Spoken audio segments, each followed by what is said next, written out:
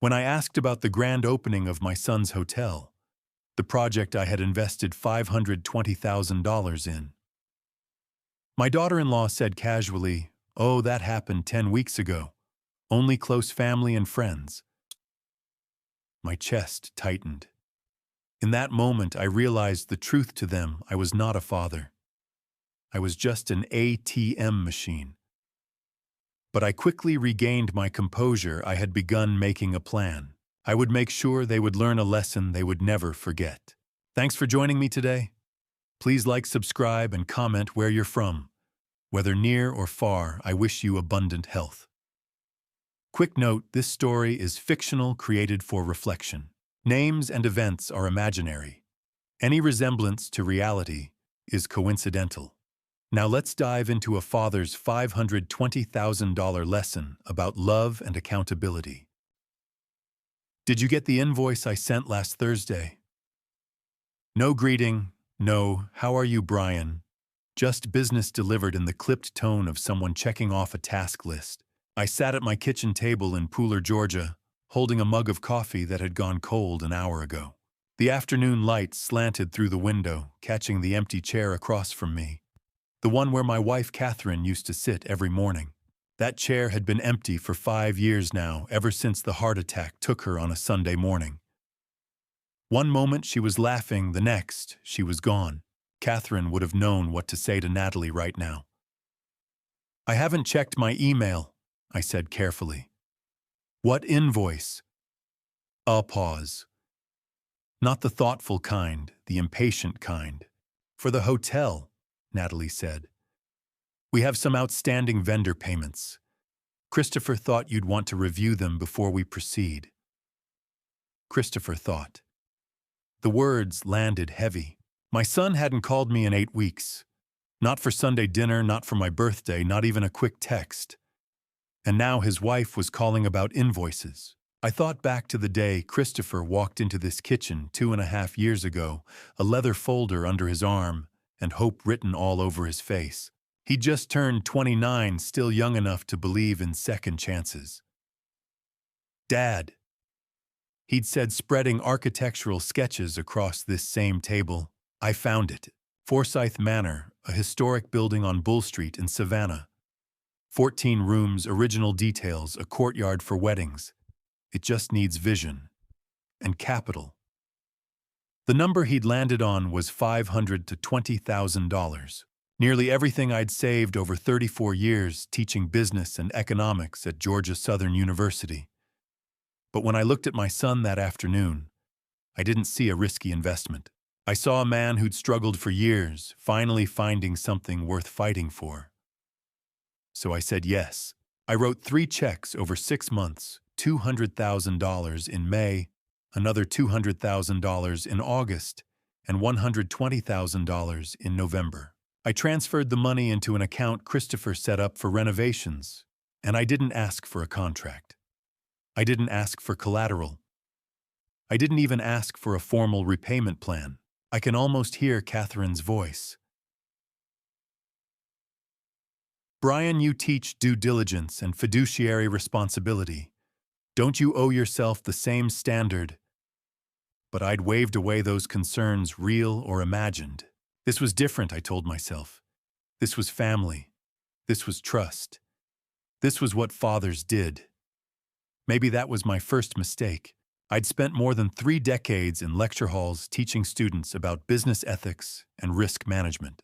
I'd graded hundreds of case studies on entrepreneurs who lost everything because they mixed personal feelings with financial decisions. I knew better. Hell, I'd taught better. But knowing and doing are different things. "I'll check my email tonight," I told Natalie, setting down my mug harder than I meant to. "And I'd like to talk to Christopher directly. Is he available?" Another pause. Longer this time. "He's been really busy with the soft opening," she said. "I'm handling the administrative side, but I'll let him know you called." Soft opening. The words stopped me cold. "Natalie," I said slowly, "when did the hotel open?" She hesitated just long enough for me to know I wouldn't like the answer. "About 10 weeks ago," she said. "We didn't want to make a big deal out of it. Christopher was nervous about the pressure about meeting expectations. We thought it'd be better to ease into things quietly." 10 weeks. 2.5 months. My son had opened a hotel I'd funded with over $500,000, and no one had told me. "I see," I said, though I didn't see at all. "I'll resend the invoice," Natalie said brightly, as if the hard part of the conversation was over. "Just let me know when you've reviewed it. Thanks, Brian." She hung up before I could respond. I sat there for a long time, staring at my phone, then at the empty chair across from me. Outside, a neighbor's dog barked. Somewhere down the street, a car door slammed. The house settled into the kind of silence that felt too big, too heavy.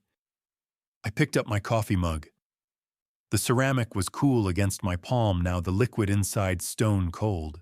I set it back down without drinking. Something wasn't right. Something about the way Natalie had rushed through that conversation, the way she'd casually mentioned a soft opening like it was an afterthought, the way Christopher hadn't called me himself in 2 months. A feeling crept up from somewhere deep in my chest. Not quite anger, not quite fear. Something closer to dread. The kind of unease you get when you realize you've missed something important, something obvious, and now it's too late to go back and fix it. I'd taught business ethics for 34 years. I'd warned hundreds of students about the dangers of blind trust, about the importance of documentation, about the difference between love and liability. And here I was, sitting in an empty kitchen, holding a cold cup of coffee, wondering why my own son had let his wife make a phone call that should have come from him. Why hadn't Christopher called me himself? Why hadn't he invited me to the opening? And what else hadn't he told me? I sat there in that quiet kitchen for a long time after Natalie hung up, turning her words over in my mind like stones I couldn't quite fit together. 10 weeks. The hotel had been open for 10 weeks, and no one had thought to call. But it hadn't always been like this. I leaned back in my chair and let my mind drift to the beginning, to the months, right after I'd said yes to Christopher's dream. Back then, everything had felt right. Back then, I'd believed I was doing what a father should do. The first transfer went through in May of 2018. $200,000. I remember sitting at this same table with my laptop open, fingers hovering over the keyboard, before I clicked, confirm. Catherine had been gone for 3 years by then, and the house still felt too big, too empty. Funding Christopher's hotel gave me something to look forward to, something to believe in. When the transaction cleared, I called my son to let him know. "Dad, I can't believe you're doing this," he'd said, and I could hear the catch in his voice. "I'm going to make you proud. I promise." The second transfer came in August. Another $200,000. By then, Christopher was sending me photos every few days. Scaffolding going up, old wallpaper being stripped away, the courtyard being cleared of decades of overgrowth. He'd video call me on Sunday evenings, walking me through the property room by room, talking about crown molding and original hardwood floors, like they were treasures he'd discovered himself. "We found the original fireplace mantles in the basement, Dad," he'd said one night, holding his phone up to show me the carved wood. "Can you believe someone covered these up? We're going to restore every single one." I loved those calls. They reminded me of when Christopher was a boy, showing me his science fair projects or the model rockets we'd built together in the garage. For the first time in years, my son sounded alive. The final transfer, $120,000, went through in November. By then, the renovations were in full swing. Christopher had hired a small crew, found a general contractor he trusted, and started mapping out the interior design. He'd even sketched out ideas for the courtyard string lights, wrought iron tables, potted magnolias. "It's going to be perfect, Dad," he'd told me. "Exactly what Savannah needs." And I believed him. For those first several months, Christopher called every Sunday like clockwork. 7 o'clock in the evening, right after I'd finished dinner. We'd talk for an hour, sometimes more. He'd tell me about permit delays and supplier issues, about paint colors and furniture orders. I'd listen, ask questions, offer advice when he asked for it. Those conversations became the highlight of my week. But then, Natalie got more involved. It started about 18 months ago, spring of 2019. Christopher mentioned casually one Sunday that Natalie had offered to take over the financial side of things. She had experience in healthcare administration, he said, and she was good with budgets and spreadsheets. It would free him up to focus on the guest experience, on building relationships with local vendors and tourism boards. "It makes sense, Dad," he'd said. "Natalie's really good at this stuff, and honestly, it's not my strong suit." I didn't think much of it at the time. It seemed reasonable, smart even. A husband and wife team dividing responsibilities based on their strengths. But the calls started changing after that. Christopher's updates became shorter, more surface level. Instead of walking me through every decision, he'd give me quick summaries. "Things are moving along. Natalie's handling the numbers. We're on track." When I'd ask follow-up questions, he'd promise to get back to me with details, but those details rarely came. The Sunday calls stretched from every week to every other week. Then once a month, then not at all. I told myself it was normal. The man was busy. He was building a business from the ground up. Of course, he didn't have time to call his father every week. But a small voice in the back of my mind, a voice that sounded a lot like Catherine, kept whispering that something was off. Around that same time, my older son Marcus started asking questions. Marcus is 9 years older than Christopher, my son from my first marriage to Sarah Mitchell. We divorced when Marcus was 10, and though I'd tried to stay present in his life, the distance between Pooler and Atlanta made it harder than I wanted to admit. Marcus had grown up resourceful, independent, driven. By the time he was 30, he'd founded a tech company. By 35, he'd sold it and started another. He didn't need anything from me, not money, not advice, not validation. But he called me regularly. More regularly than Christopher, if I was being honest. "Dad, have you drawn up any formal agreements with Chris?" Marcus had asked me one Saturday afternoon, maybe 6 months ago. He'd driven down from Atlanta for the weekend, and we were sitting on my back porch, drinking sweet tea. "It's family, Marcus," I'd said. "We don't need contracts." Marcus had set his glass down carefully, the way he did when he was choosing his words. "Family's exactly why you do need contracts. It protects everyone. You've taught business ethics your whole career, you know this." "Christopher's not you," I'd said more defensively than I meant to. "He's not running a tech startup. He's trying to build something real, something tangible. He needs support, not scrutiny."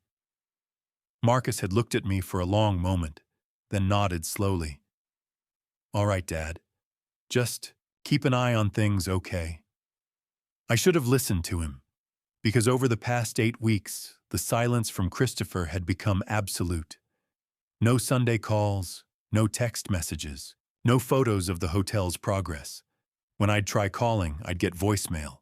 When I'd text, I'd get one-word responses hours later, busy, sorry, later. I'd made excuses for him. I'd told myself he was in the final push before opening, that he was overwhelmed, that he'd reach out once things settled down. But now I knew the truth. The hotel hadn't been in its final push. It had already opened 10 weeks ago. And my son hadn't invited me. Hadn't even told me. I stood up from the kitchen table, my cold coffee forgotten. Outside, the late afternoon sun was starting to dip below the trees, casting long shadows across the backyard. Somewhere in the distance, I could hear kids playing a lawnmower, running the ordinary sounds of a neighborhood going about its Saturday. But I couldn't sit here and pretend everything was ordinary. I grabbed my car keys from the hook by the door, pulled on my jacket, and checked my watch. It was just past 4 o'clock. Savannah was only 20 minutes away. If I left now, I could be there before dark. I didn't call ahead. I didn't send a text. I just walked out to my car, slid behind the wheel, and started the engine. Whatever was happening at Forsyth Manor, I was going to see it for myself. The drive from Pooler to Savannah took 19 minutes. I know because I watched the clock the entire way, hands tight on the steering wheel, as I merged onto I-95 South. The late afternoon sun cut through the windshield, casting long shadows across the highway. Traffic was light, just a few trucks and families heading into the city for dinner. By the time I took the exit toward Savannah's historic district, my jaw was clenched so tight it hurt. Bull Street was quieter than I expected. The golden light filtered through old oaks draped in Spanish moss, the faint smell of jasmine hanging in the air. Tourists strolled the sidewalks taking photos. A couple shared pralines on a bench near Forsyth Park. I slowed as I approached the address Christopher had given me 2.5 years ago. And there it was. Forsyth Manor. I pulled into a parking spot across the street and cut the engine. For a long moment, I just sat there staring at the building my son had poured my money into. It was beautiful.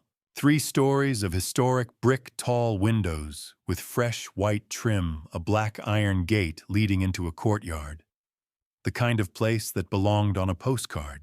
But it wasn't the beauty that caught my attention. It was the details. I'd spent 34 years teaching students how to analyze businesses, how to read the story behind the surface. I'd trained myself to notice what others overlooked. And this building was telling me a story Christopher hadn't. I got out of the car and crossed the street. Slowly, my mind already cataloging what I saw. The sign above the entrance, black iron with gold lettering reading Forsyth Manor, was elegant. But the edges of the gold paint had started to fade just slightly. The way paint does after months of Georgia sun and humidity. A brand new sign would still be crisp and bright. This one wasn't. I moved closer, staying on the sidewalk, trying to look like just another tourist. The landscaping had that established look that only comes with time. Boxwoods lined the walkway, their roots clearly settled, their shape full and healthy. The magnolia trees flanking the entrance weren't newly planted saplings they'd already put on a season's growth. I could see it in the bark, the way the branches had spread. You don't get that in a week or two. You get it over months. Near one of the magnolias, an irrigation system kicked on with a soft hiss. Water sprayed in a perfect arc. The system was programmed, running on a schedule. That takes weeks to install and calibrate. I walked past the entrance and glanced through a ground floor window. The glass was clean, but not too clean. Faint smudges near the bottom, handprints from guests. Water spots along the edges from rain and sprinklers. A newly opened hotel would have spotless windows wiped down religiously. These windows had settled into a routine. Through the glass, I could see the lobby. A velvet sofa, a coffee table with magazines, a potted fern. The magazines weren't perfectly arranged. They were slightly askew, the way they get after guests flip through them. I stepped back and looked up. On a second-floor balcony, 2 wrought iron chairs angled toward each other. Between them, a small table with a half-empty wine bottle and 2 glasses. Guests had been here. Recently. I pulled out my phone and opened the calculator, running the math the way I used to for case studies. Paint fade on the sign, 6 to 8 weeks minimum. Growth on the magnolias, 8 to 10 weeks. Irrigation system operational for at least a month. Wear on the windows, weeks of cleaning and guest traffic. Balcony furniture not staged, used. 10 weeks. Natalie had said 10 weeks, and every detail confirmed it. My son had opened this hotel, this beautiful, clearly successful hotel, 10 weeks ago, and he hadn't told me. I stood there on Bull Street, golden light turning everything soft around me, and felt something cold settle into my chest. This wasn't an oversight. This wasn't Christopher getting too busy to call. You don't forget to invite your father to the opening of a business he funded with over $500,000. You don't forget to send a single photo, a single text, a single acknowledgement. You only do that if you're hiding something, or if someone's convinced you to. I thought about Natalie's voice on the phone, the way she'd glossed over the soft opening like it was nothing. Christopher was nervous about the pressure. We thought it'd be better to ease into things quietly. Quietly, without the man who'd made it all possible. My hands curled into fists. I forced myself to breathe slowly to push down the anger. Getting emotional wouldn't help. I needed to think clearly the way I'd taught my students when faced with incomplete information. I pulled out my phone and called Christopher. 4 rings. Voicemail. I hung up and tried again. Voicemail again. I tried Natalie. Straight to voicemail. She'd either turned off her phone or sent me there the moment she saw my name. I stood there staring at my phone, a knot tightening in my stomach. Something was very wrong. I looked back at Forsyth Manor one more time. From the outside, it looked perfect. A dream realized, a business thriving. But I'd been teaching business long enough to know the outside rarely tells the whole story. I turned and walked back to my car. I needed information, financial records, contracts, reports. I needed to know what was really happening inside that building. But more than that, I needed to know why my son was avoiding me.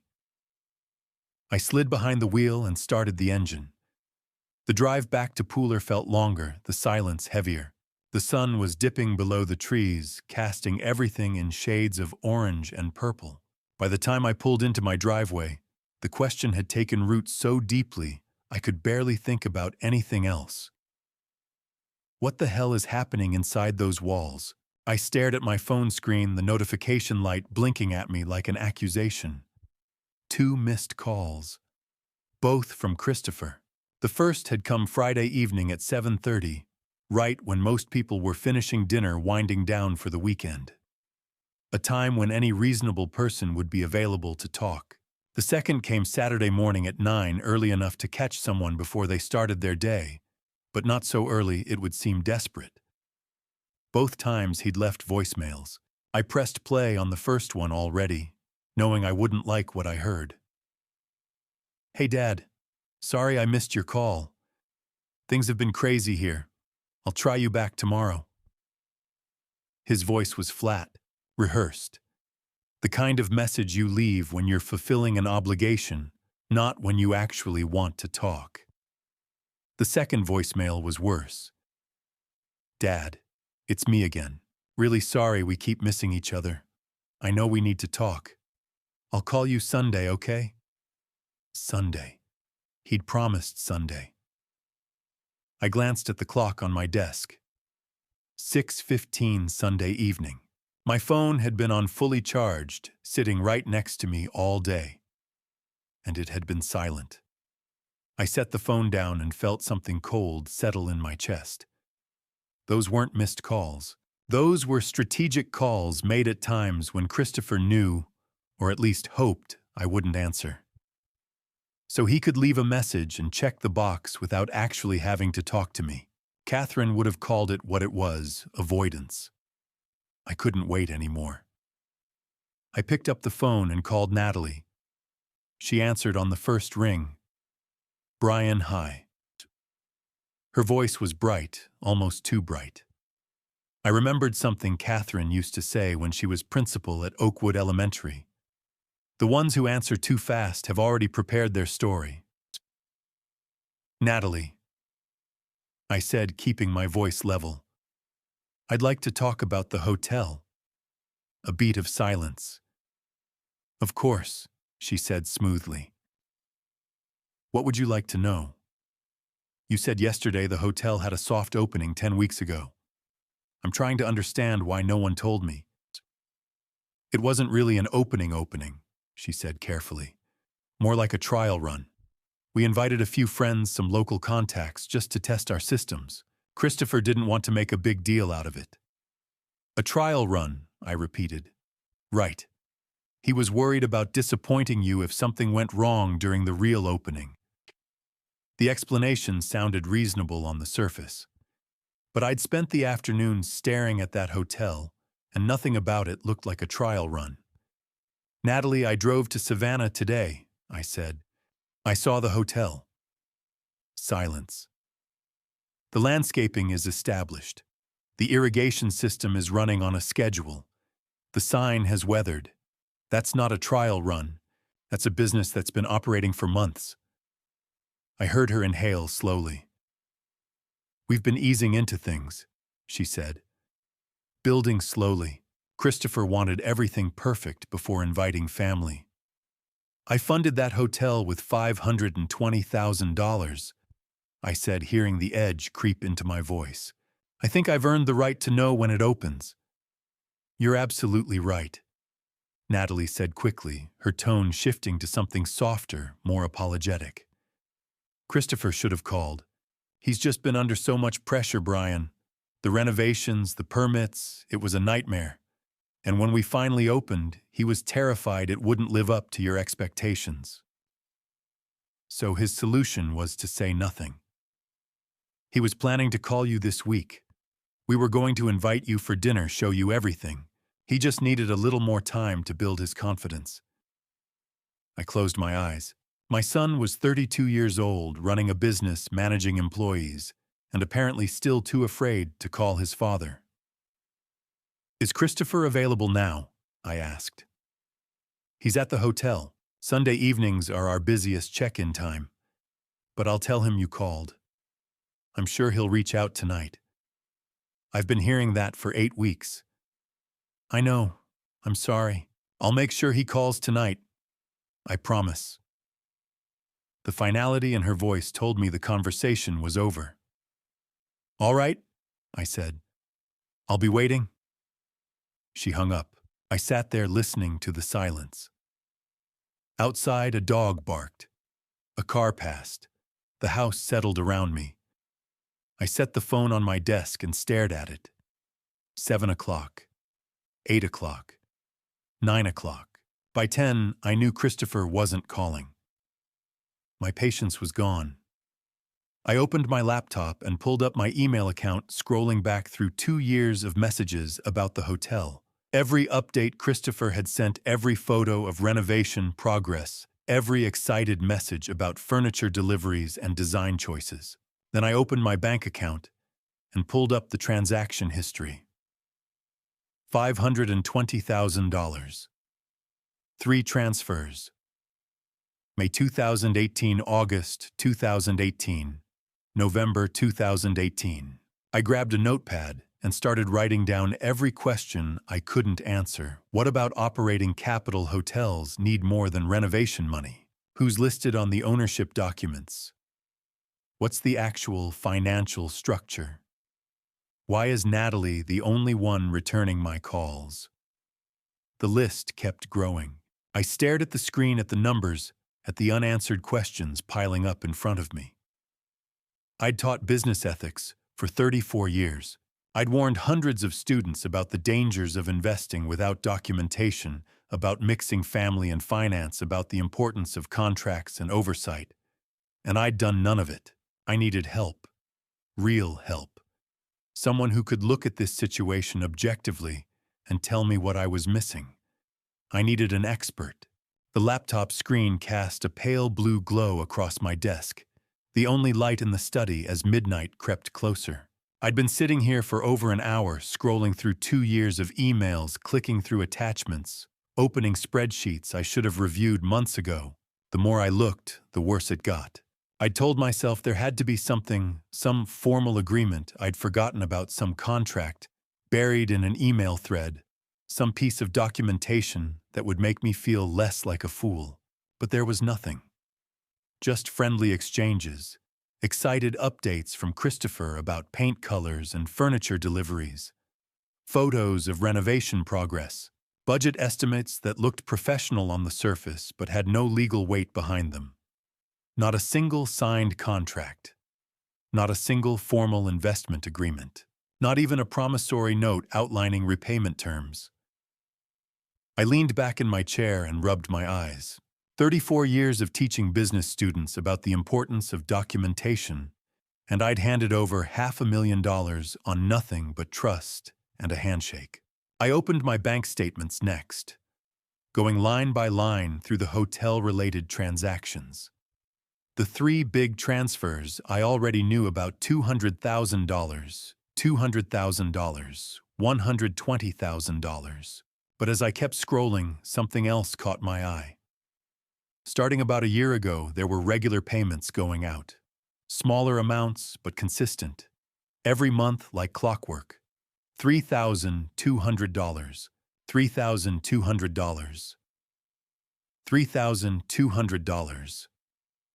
I clicked on one of the transactions to see the recipient. LC Hospitality Solutions. I stared at the name. It meant nothing to me. I had no memory of approving payments to any company called LC Hospitality. I went back through my emails searching for any mention of the name. Nothing. I pulled up a calculator and did the math.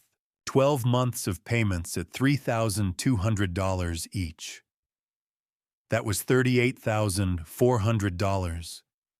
$38,000 going to a company I'd never heard of for services I'd never approved.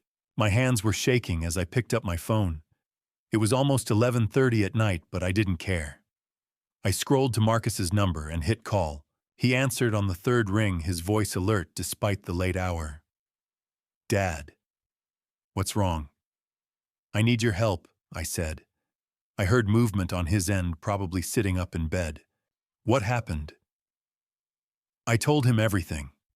The hotel opening I hadn't been invited to, Natalie's evasive explanations, Christopher's silence, and now this $38,400 in payments to a company I'd never authorized.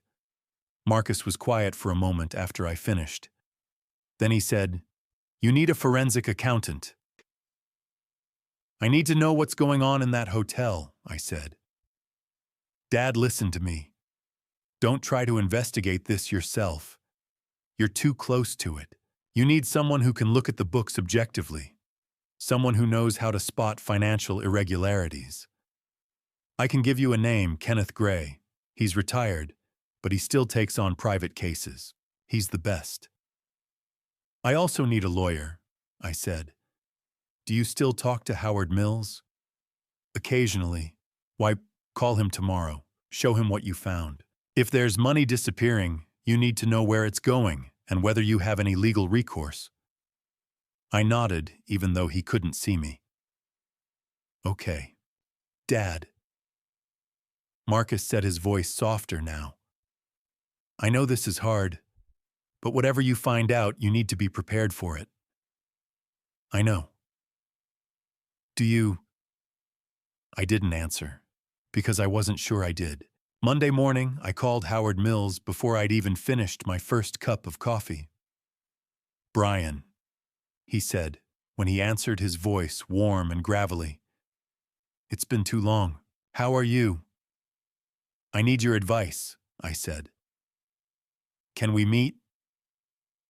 There was a pause. Howard had known me long enough to read the tone in my voice. "Of course. When and where?" "Today, if you're free. I can drive into Savannah. There's a cafe on Broughton Street, the Gray Market. You know it. I'll find it. Noon. I'll be there." The Gray Market was one of those renovated historic buildings that Savannah did so well, exposed brick-high ceilings, the smell of fresh roasted coffee mixing with the scent of pastries. Howard was already there when I arrived, sitting at a corner table with a mug of black coffee in front of him.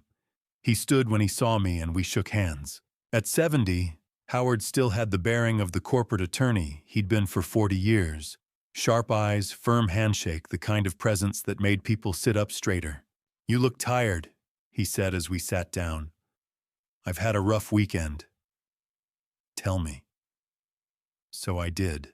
I walked him through the whole thing, the investment, the silence, the discovery that the hotel had been open for months, the payments to LC Hospitality Solutions. Howard listened without interrupting, his expression growing more serious with each detail. When I finished, he set down his coffee and leaned forward. "Brian, I'm going to ask you a question, and I need you to be honest with me. Do you have any formal documentation for this investment?" "No. Nothing. No contract. No promissory note. No equity agreement. Nothing in writing. Just emails." Howard exhaled slowly. "And you're a business professor." "I know." "What were you thinking?" "I was thinking he's my son." Howard's expression softened slightly. "I understand. But family doesn't protect you from fraud. And this," he gestured at the printouts I'd brought, "this has all the hallmarks of financial mismanagement at best and fraud at worst." The word hung in the air between us. Fraud. LC Hospitality Solutions. Howard continued, "Sounds like a shell company, a way to funnel money out of the business without raising red flags. Do you know who owns it?" "No." "That's the first thing you need to find out. If Christopher approved those payments, you need to know why. If he didn't approve them, then someone else has access to the hotel's finances, and that's a much bigger problem." I felt something cold settle in my stomach. "What should I do?" "Hire that forensic accountant your son recommended. Have him go through every transaction, every invoice, every contract related to the hotel. And don't tell Christopher or Natalie you're doing it. You think they're hiding something. Sigo, I think 10 weeks of silence combined with $38,000 in unexplained payments is more than enough reason to look closer." I nodded slowly. "If I find something, if Christopher's involved in something illegal, then you'll have to decide what kind of father you want to be," Howard said quietly. "The kind who protects his son from consequences, or the kind who teaches him there are consequences." I thought about Catherine, about what she would say if she were here. She'd want Christopher to face whatever he'd done. She'd want him to learn, even if it hurt. "I'll hire the accountant," I said. Howard reached across the table and put a hand on my shoulder. I know this is hard, but you're doing the right thing." I wasn't so sure. As I walked back to my car, the sun bright and warm on Broughton Street, all I could think about was how wrong everything felt. I wasn't worried about the money anymore. $500,000, $38,000, those were just numbers. What terrified me was the possibility that my son had looked me in the eye, taken my money, and then deliberately shut me out. And if that was true, I didn't know if our relationship would survive what I was about to uncover. Marcus made the call on Tuesday. By Wednesday morning, I was sitting across from Kenneth Gray at a coffee shop halfway between Pooler and Savannah. Kenneth was 58, with wire-rimmed glasses and the quiet intensity of someone who'd spent decades finding what others tried to hide. Retired from a Big Four firm, Marcus said, but still took forensic cases when they interested him. "Your son says you need someone to look at hotel finances," Kenneth said, opening his notepad. "So I need to know where my money went." He quoted $3,500 for a full audit. 2 weeks, maybe less. I wrote the check right there. "I'll need everything," Kenneth said. "Bank statements, invoices, contracts, emails." "You'll have it." He looked at me over his glasses. "Mr. Carter, whatever I find, you need to be ready for it. Most families don't like what I uncover. I just need the truth." 2 weeks later, an email landed in my inbox, audit complete. "Call when you can." My hand shook as I dialed. Kenneth answered immediately. "Mr. Carter, can you come to my office? This isn't a phone conversation." I was there in 20 minutes. Kenneth's office was precise labeled filing cabinets, spreadsheets covering his desk. He slid a bound report across to me. "Take a breath first," he said. I opened it. The first page had 3 bullet points, each one worse than the last. Kenneth tapped the first line. LC Hospitality Solutions, the company getting $3,200 a month from the hotel. I remember. It's owned by Lauren Crawford. 26 years old, lives in Jacksonville, works retail management. No hospitality experience. Nothing that justifies $38,400 in payments. I stared at the name. Crawford. Is she Natalie Crawford's younger sister? Yes. The room felt too small. So Natalie's been funneling money to her sister. It appears so. The invoices say consulting services, but there's no documentation of actual work. I flipped the page. A loan agreement. This is where it gets worse, Kenneth said. 6 months ago, someone took out a $150,000 business loan using the hotel as collateral. The signature says Christopher Carter. I looked closer. It looked like Christopher's handwriting. But it's a forgery, Kenneth continued. I had an analyst check. Good forgery, but not perfect. Whoever signed this practiced Christopher's signature, but the pressure points are wrong. Natalie. Most likely. She has signing authority on multiple accounts. Where did the $150,000 go? The account's been drained. Small withdrawals over time. Personal expenses, probably. Not going into the hotel. My chest tightened. There's one more thing. Kenneth slid another document forward. My personal bank statement. July 18th. A $15,000 cash withdrawal from your home safe. Do you remember making it? I stared at the date.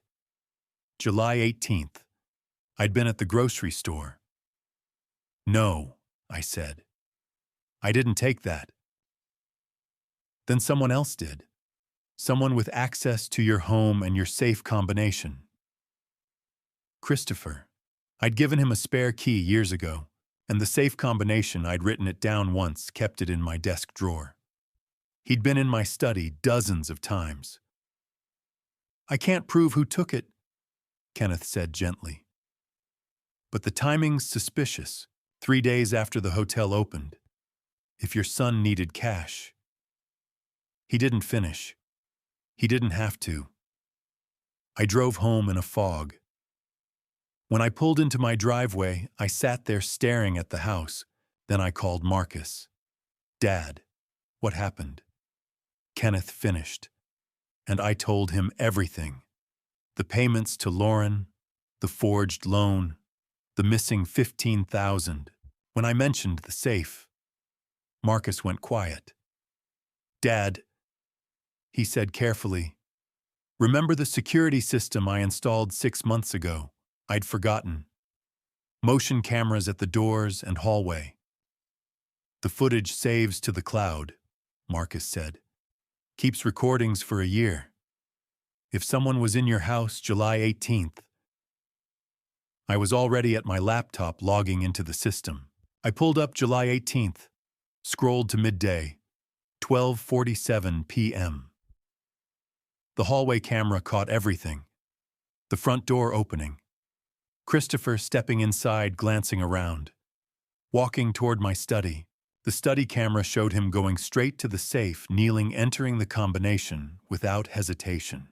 He knew it by heart. He opened the safe, pulled out the cash, $15,000, and shoved it into his jacket. He didn't count it.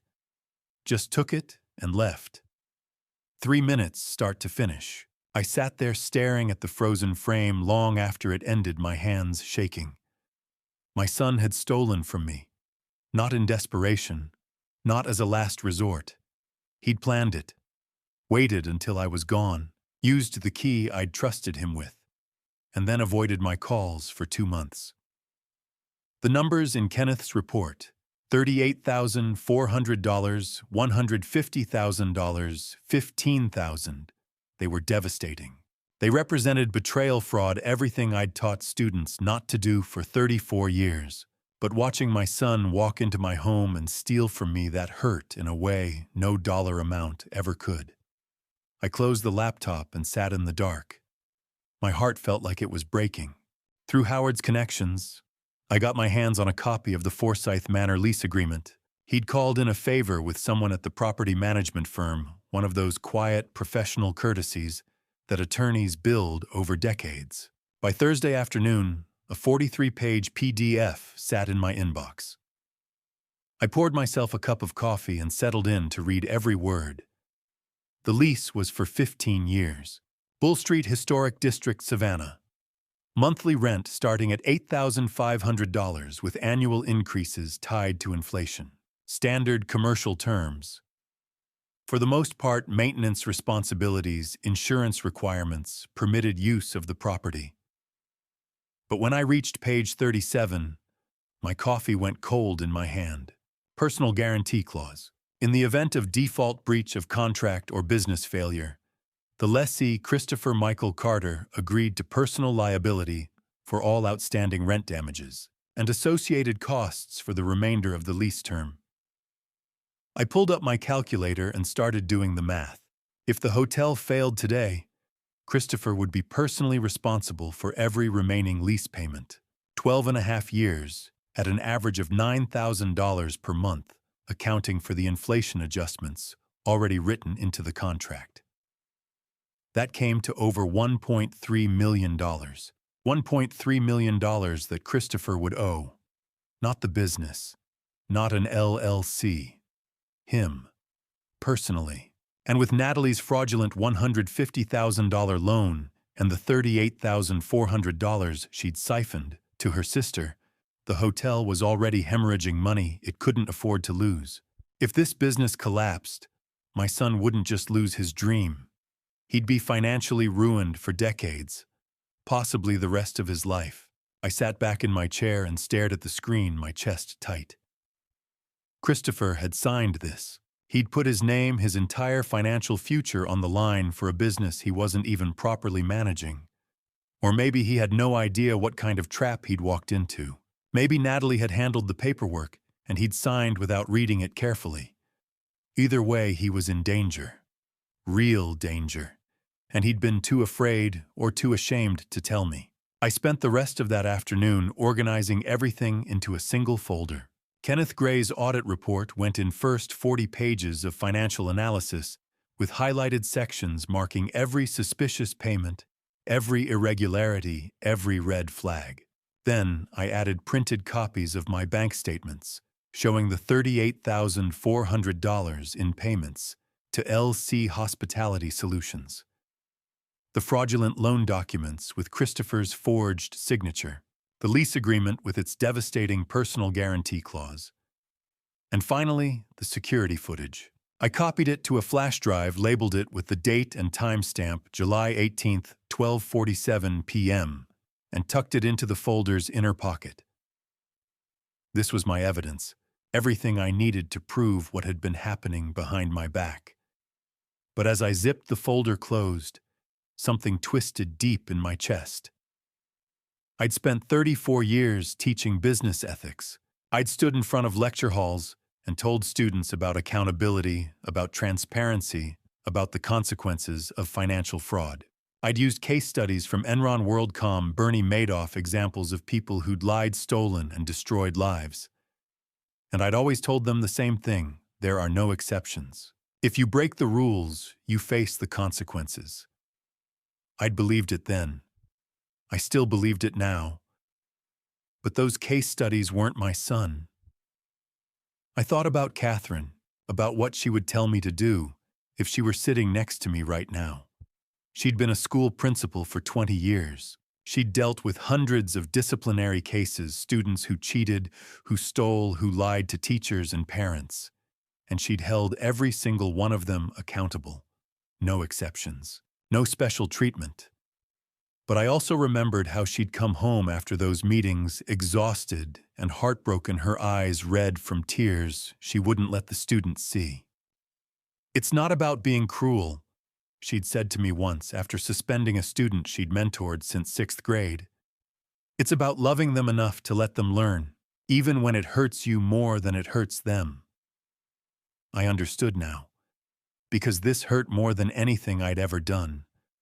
I could protect Christopher. I could quietly pay off the fraudulent loan, absorb the $38,400 loss, delete the security footage, and pretend none of this had happened. I could let him keep running the hotel and hope he'd figure it out eventually. But that wouldn't save him. It would only delay the inevitable. If Christopher didn't face this now, if he didn't experience real consequences, he'd keep making the same mistakes. He'd keep letting Natalie control him. He'd keep digging himself deeper into a hole he couldn't climb out of. And one day, when I wasn't around anymore to bail him out, it would all come crashing down anyway. No. If I loved my son, I had to do this the hard way. I picked up my phone and opened a new text message to Christopher. My hands were steady, but my throat felt tight as I typed. Tuesday, 2:00 p.m. Hotel office. Don't be late. I hit send before I could talk myself out of it. The reply came 12 minutes later. Okay. One word. No questions. No explanation. No attempt to reschedule or avoid it. Maybe he knew this was coming. Maybe some part of him wanted it to be over. I spent the next 3 days preparing. I rehearsed what I would say, how I would present the evidence, how I would keep my voice calm and my emotions in check. I needed to be the professor, not the grieving father. I needed to be clear, rational, and firm.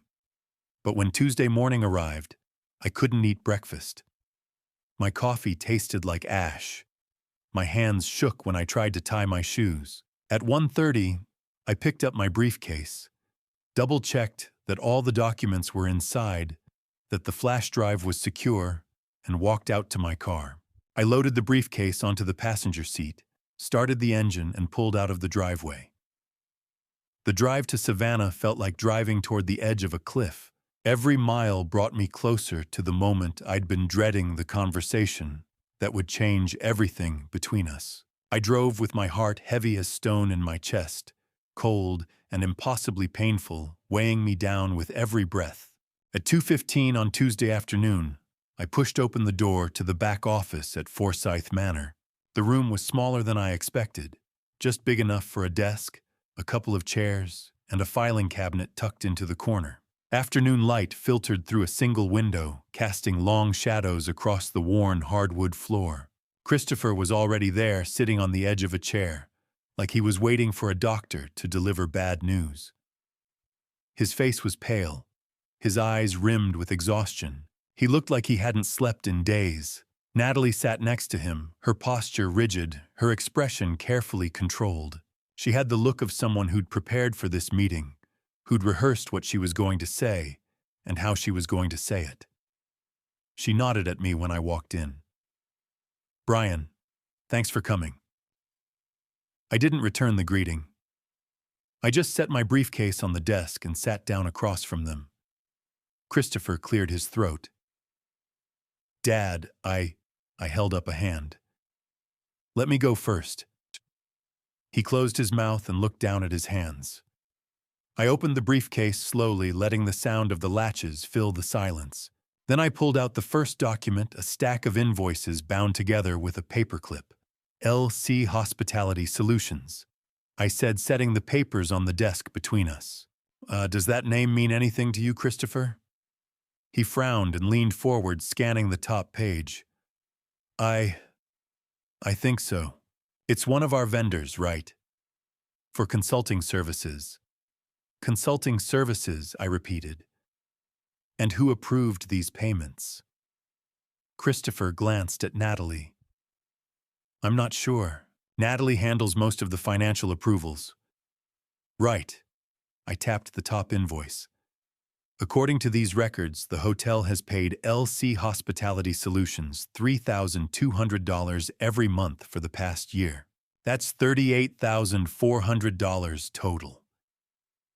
Christopher's frown deepened. "Okay. What kind of consulting?" "That's a good question," I said. "The invoices are vague. Operational support. Strategic planning. Guest experience consulting. but there's no documentation of any actual work being performed. No reports, no meetings, no deliverables. I pulled out another document, a printout from Kenneth Gray's audit, and slid it across the desk. Kenneth Gray is a forensic accountant, I said. I hired him to look into the hotel's finances, and he found something interesting about LC Hospitality Solutions. Christopher picked up the paper and read silently.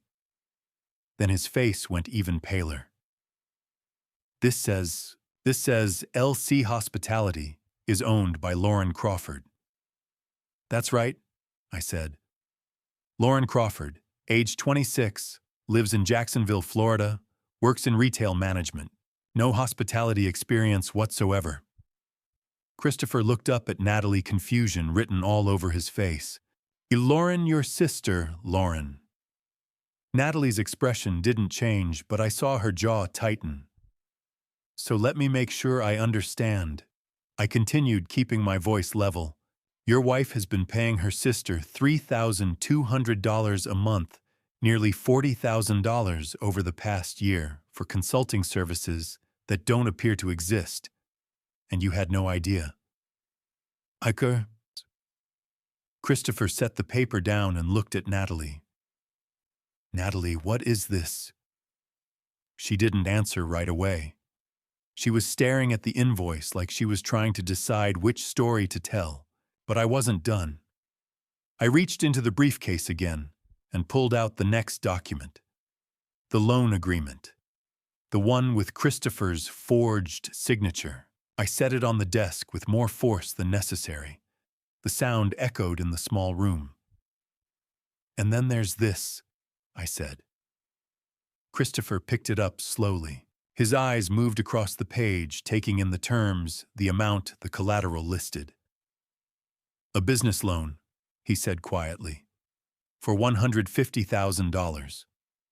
That's right, taken out 6 months ago using the hotel as collateral. The loan was approved based on financial projections that made the hotel look profitable. But according to Kenneth's audit, those projections were optimistic at best.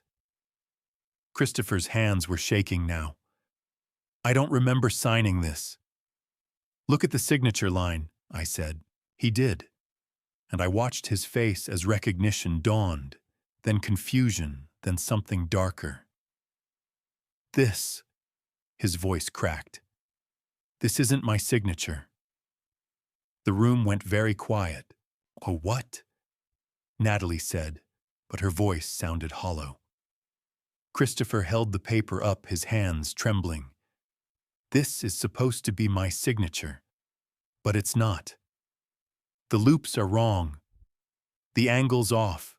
Someone tried to copy my handwriting, but it's not mine. He turned to Natalie, and for the first time since I'd walked into that office, I saw something break in his expression. So, Natalie, he said, did you sign this? She opened her mouth, closed it, opened it again. She started, but the words seemed to catch in her throat. You forged my signature, Christopher said, his voice rising. You took out a $150,000 loan in my name without telling me. Christopher, you have to understand. Understand what? He stood up the chair, scraping loudly against the floor. You've been paying your sister thousands of dollars for fake consulting work. You forged my signature on a loan agreement.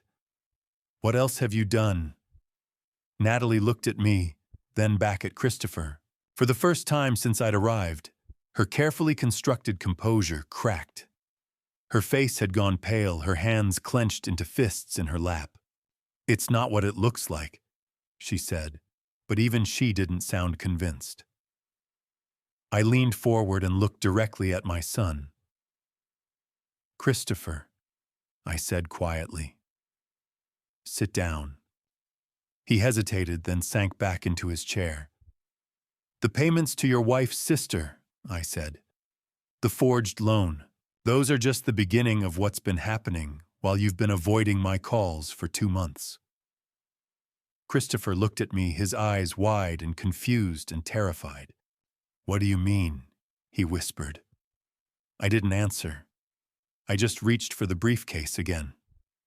Because we weren't done. Not even close. Are you still watching? Leave reveal in the comments, so I can see you're invested in this story. One more reminder, what follows includes dramatized elements for emotional depth.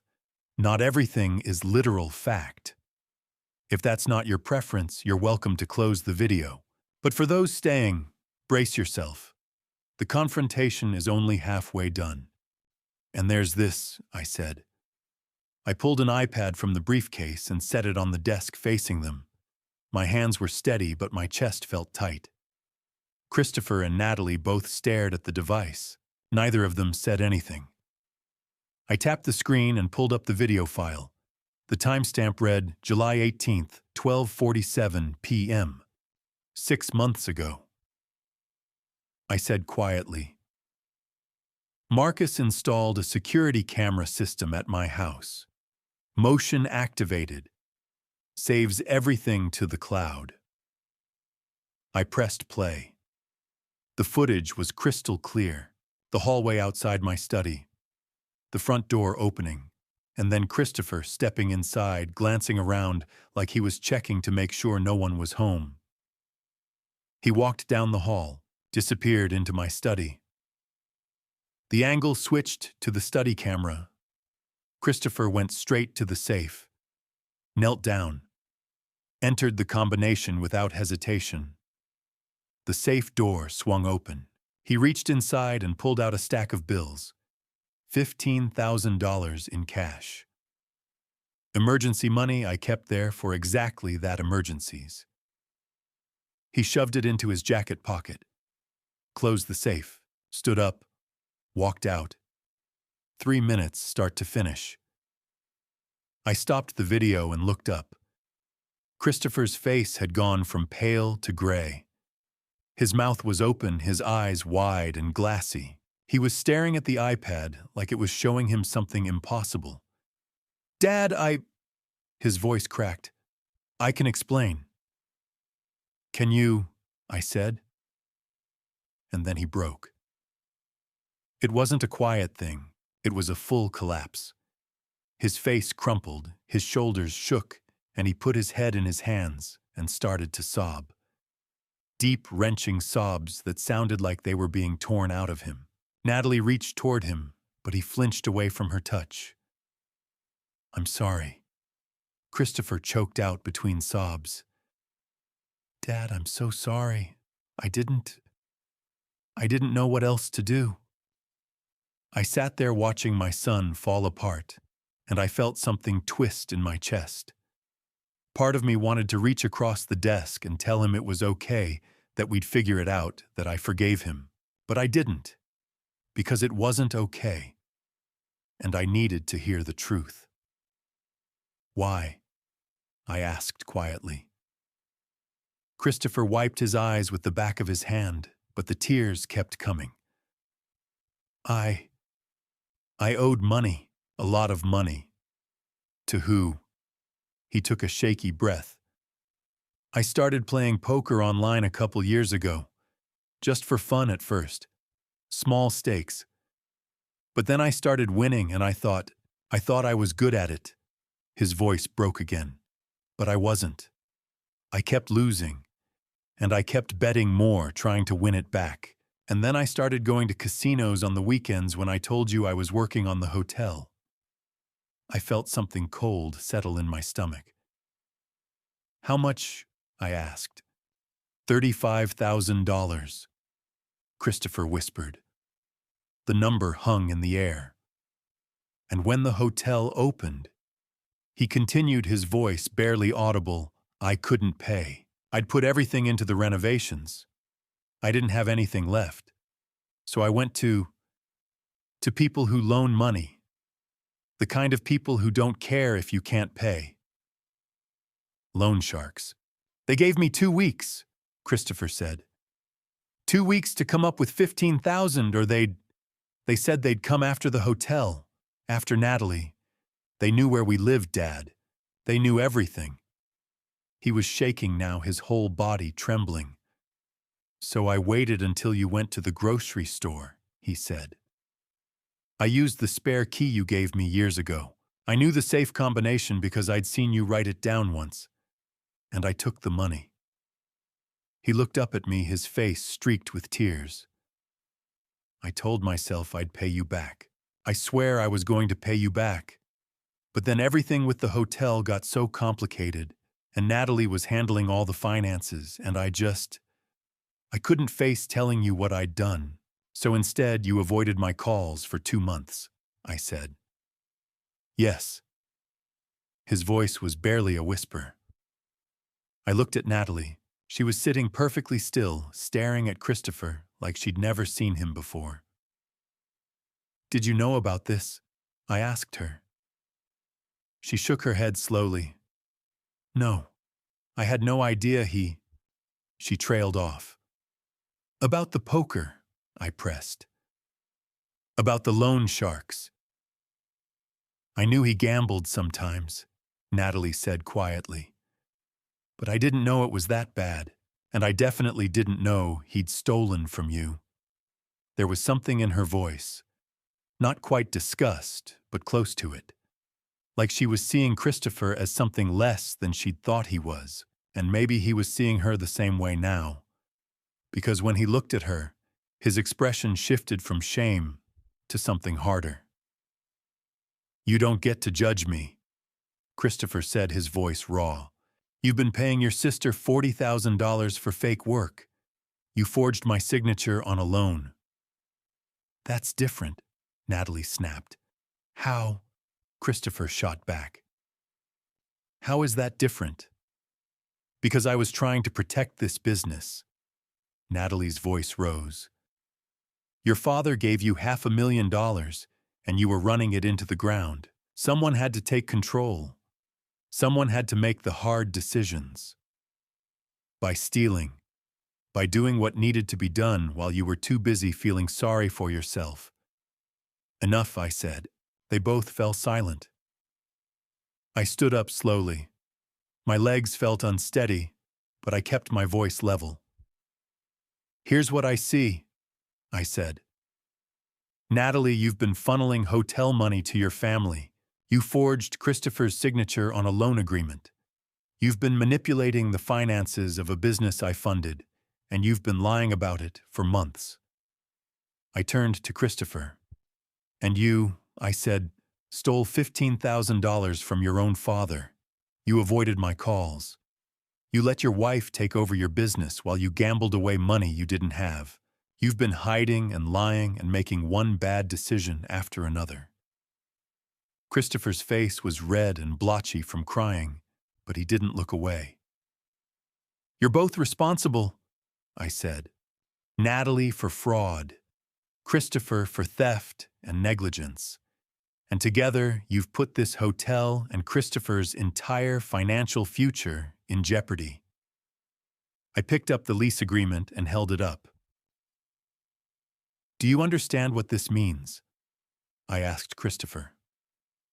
"This personal guarantee, if this hotel fails, you're personally liable for over $1 million in remaining lease payments. Between Natalie's fraud and your gambling debts, you're already drowning. And if I hadn't found out, you'd have kept sinking until there was nothing left."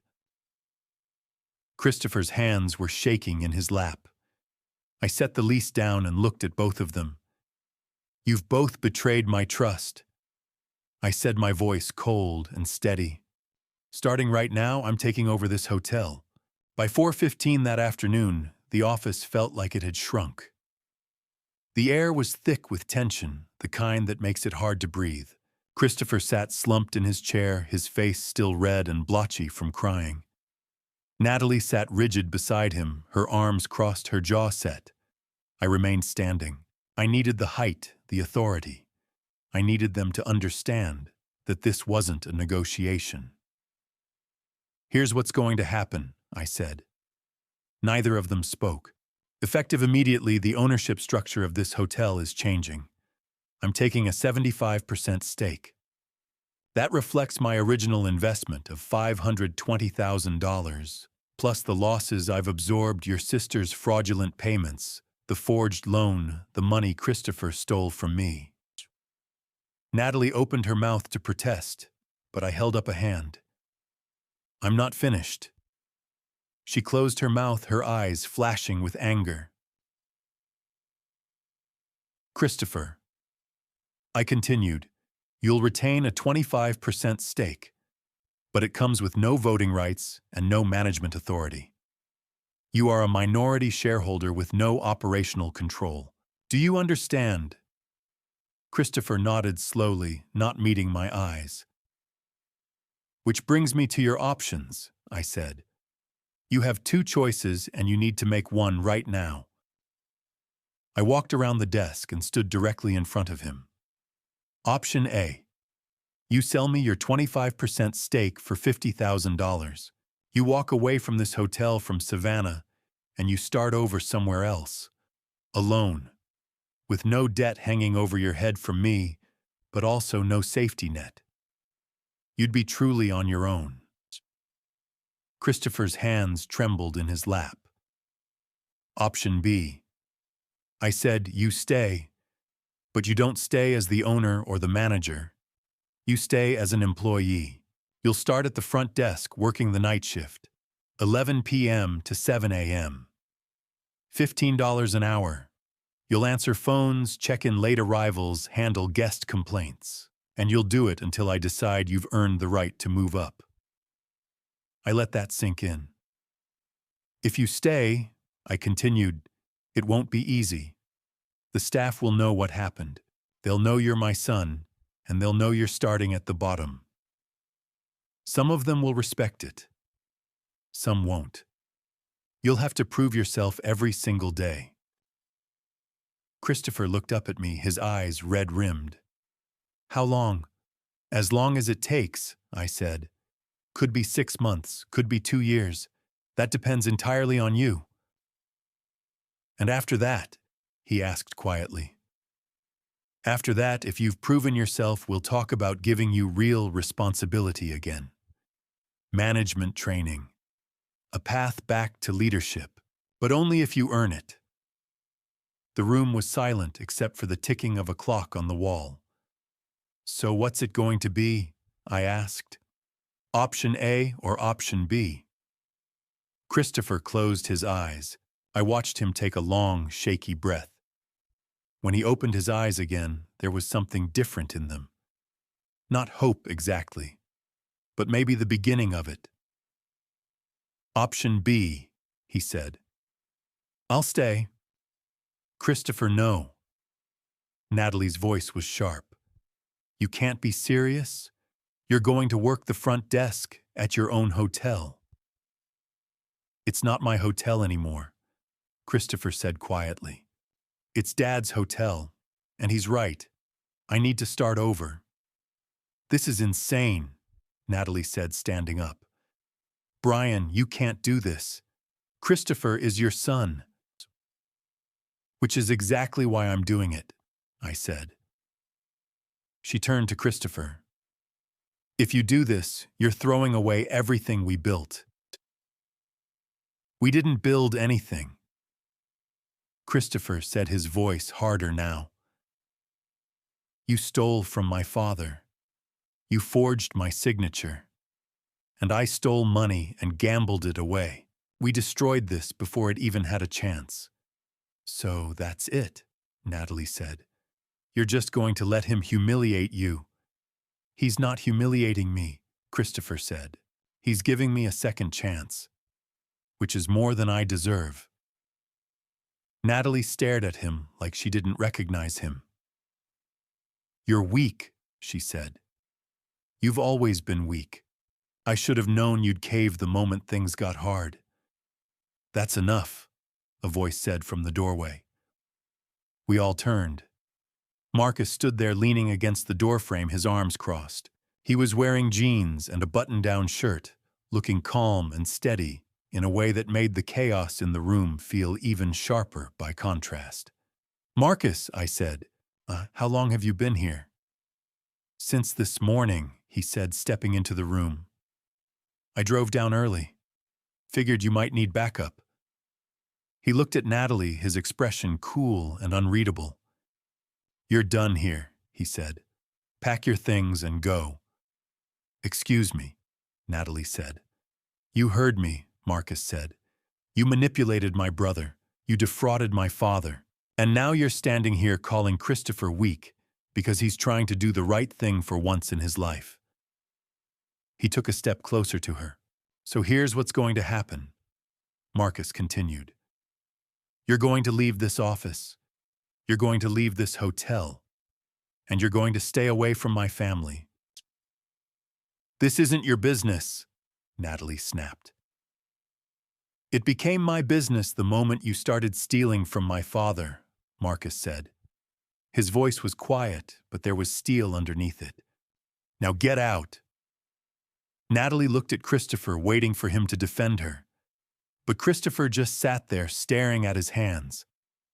She grabbed her purse from the desk. Fine, she said. But don't come crying to me when this all falls apart. She stormed out of the office, slamming the door behind her.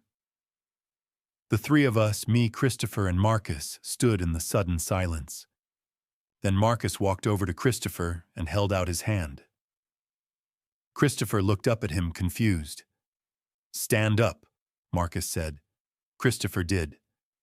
And Marcus pulled him into a hug. You screwed up, Marcus said quietly. Badly. But you're my brother, and I'm not giving up on you.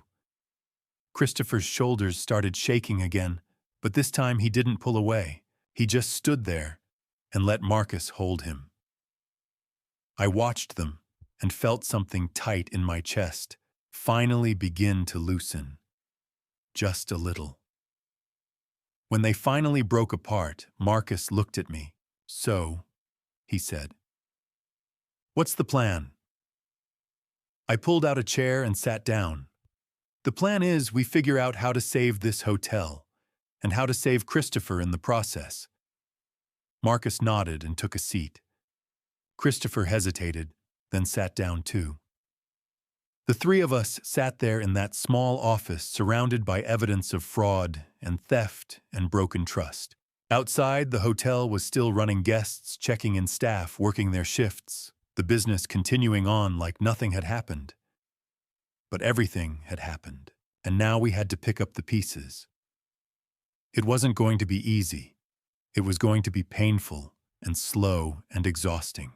But as I looked at my two sons sitting across from me, one who'd tried to warn me and one who'd nearly destroyed everything, I felt something I hadn't felt in weeks. A small flicker of hope. We could fix this. Maybe not today. Maybe not even this year. But we could fix it. The first Friday night at 11 o'clock, sharp Christopher appeared behind the front desk, wearing a plain white button-down shirt and a name tag that read simply, Chris. Not Christopher, not Chris Carter, just Chris. I watched from the lobby entrance as Patricia Reynolds, the general manager I'd hired 3 days earlier, met him at the desk. Patricia was 45, sharp-eyed, with 20 years of hospitality management under her belt. She'd run boutique hotels in Charleston and Asheville before semi-retiring to Savannah. When I'd called her with an unusual job offer, she'd listened to the whole story and said yes without hesitation. You must be Chris, Patricia said, extending her hand. Her voice was warm but professional. No hint of pity, no acknowledgement that the man standing in front of her was the former owner's son, starting at the bottom. Yes, ma'am, Christopher said quietly, shaking her hand. Good. Let's get you oriented. I stayed in the shadows as Patricia walked Christopher through the front desk system, the computer software, the keycard machine, the phone lines. Other staff members filtered past on their way to or from shifts. I saw a few of them glance at Christopher, whisper to each other, then look away quickly. They knew. Of course they knew. In a hotel this size, everyone knew everything. But Christopher kept his head down and focused on what Patricia was telling him. He took notes on a small pad of paper. He asked questions when he didn't understand something. He didn't make excuses or try to explain himself. At 11:30, Patricia left him alone at the desk. I waited another 10 minutes, then slipped out through the side entrance and walked to my car. I wouldn't stay and watch over him. He needed to do this on his own. But I didn't go home. Instead, I drove to the hotel's administrative office 2 blocks away, a small converted townhouse where I'd set up my temporary headquarters. I had my own work to do. I spent the next several hours going through every contract, every vendor agreement, every financial document related to the hotel. The mess Natalie had created was worse than I'd thought. Payments to shell companies, inflated invoices, duplicate charges that had been paid twice. The first thing I did was terminate the contract with LC Hospitality Solutions. I drafted an email to Lauren Crawford, Natalie's sister, informing her that her services were no longer needed and that no further payments would be made. I copied Kenneth Gray and Howard Mills on the email for documentation. Then I turned to the $150,000 fraudulent loan. It had been taken out through a regional business lender, using the hotel's projected revenue as collateral. The terms were brutal: 12% interest balloon payment due in 3 years. If we couldn't pay, the lender could seize the hotel's assets. I called the lender's regional manager first thing that morning and requested a meeting. When he balked, I mentioned the forged signature and the potential for legal action. That got his attention. By Wednesday, we'd renegotiated. The interest rate dropped to 7%. The balloon payment was restructured into manageable monthly installments, and I personally guaranteed the loan, which meant if the hotel failed, I'd be the one paying it back, not Christopher. It wasn't ideal, but it bought us time. I also implemented new financial controls. Every expense over $6,000 now required my direct approval and signature. I reviewed every vendor, every contract, every recurring payment. If it didn't make sense, it got cut. The hotel was hemorrhaging money, but slowly, very slowly, I started to stop the bleeding. Meanwhile, Christopher was learning what it meant to work the night shift. I didn't hear about the first real incident until Saturday morning when Patricia called me at 6:30. "We had a situation last night," she said. "Guest in room 214 came down around 2 a.m. furious about his bill. Said we'd charged him twice for room service." "And had we?" I asked. "No, but the charge did look confusing on the invoice. Our software formats it badly." Chris tried to explain, but the guest wasn't having it. Started yelling, demanding to speak to a manager. "What did Christopher do?" "He called me," Patricia said. Which was the right move. I came down, sorted it out, and the guest went back to his room happy. "But your son looked pretty shaken." "How did he handle the rest of the shift?" "Fine," Patricia said. "He stayed calm, finished his checklist, and clocked out on time. But Brian, he has no idea what he's doing. He's never actually worked a front desk job before. He knows the theory, but he doesn't know the reality." "That's why he's there," I said. "I know. I'm just saying it's going to take time." "I understand. Thank you, Patricia." I hung up and sat there for a moment, staring at the stack of invoices on my desk.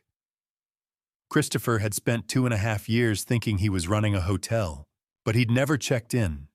A guest never dealt with a complaint, never worked a night shift when something went wrong and there was no one else to call. He'd been playing at being an owner while Natalie handled the real work, or in her case, the real theft. Now he was learning what the job actually required. At 6:45 on Saturday morning, I drove back to the hotel.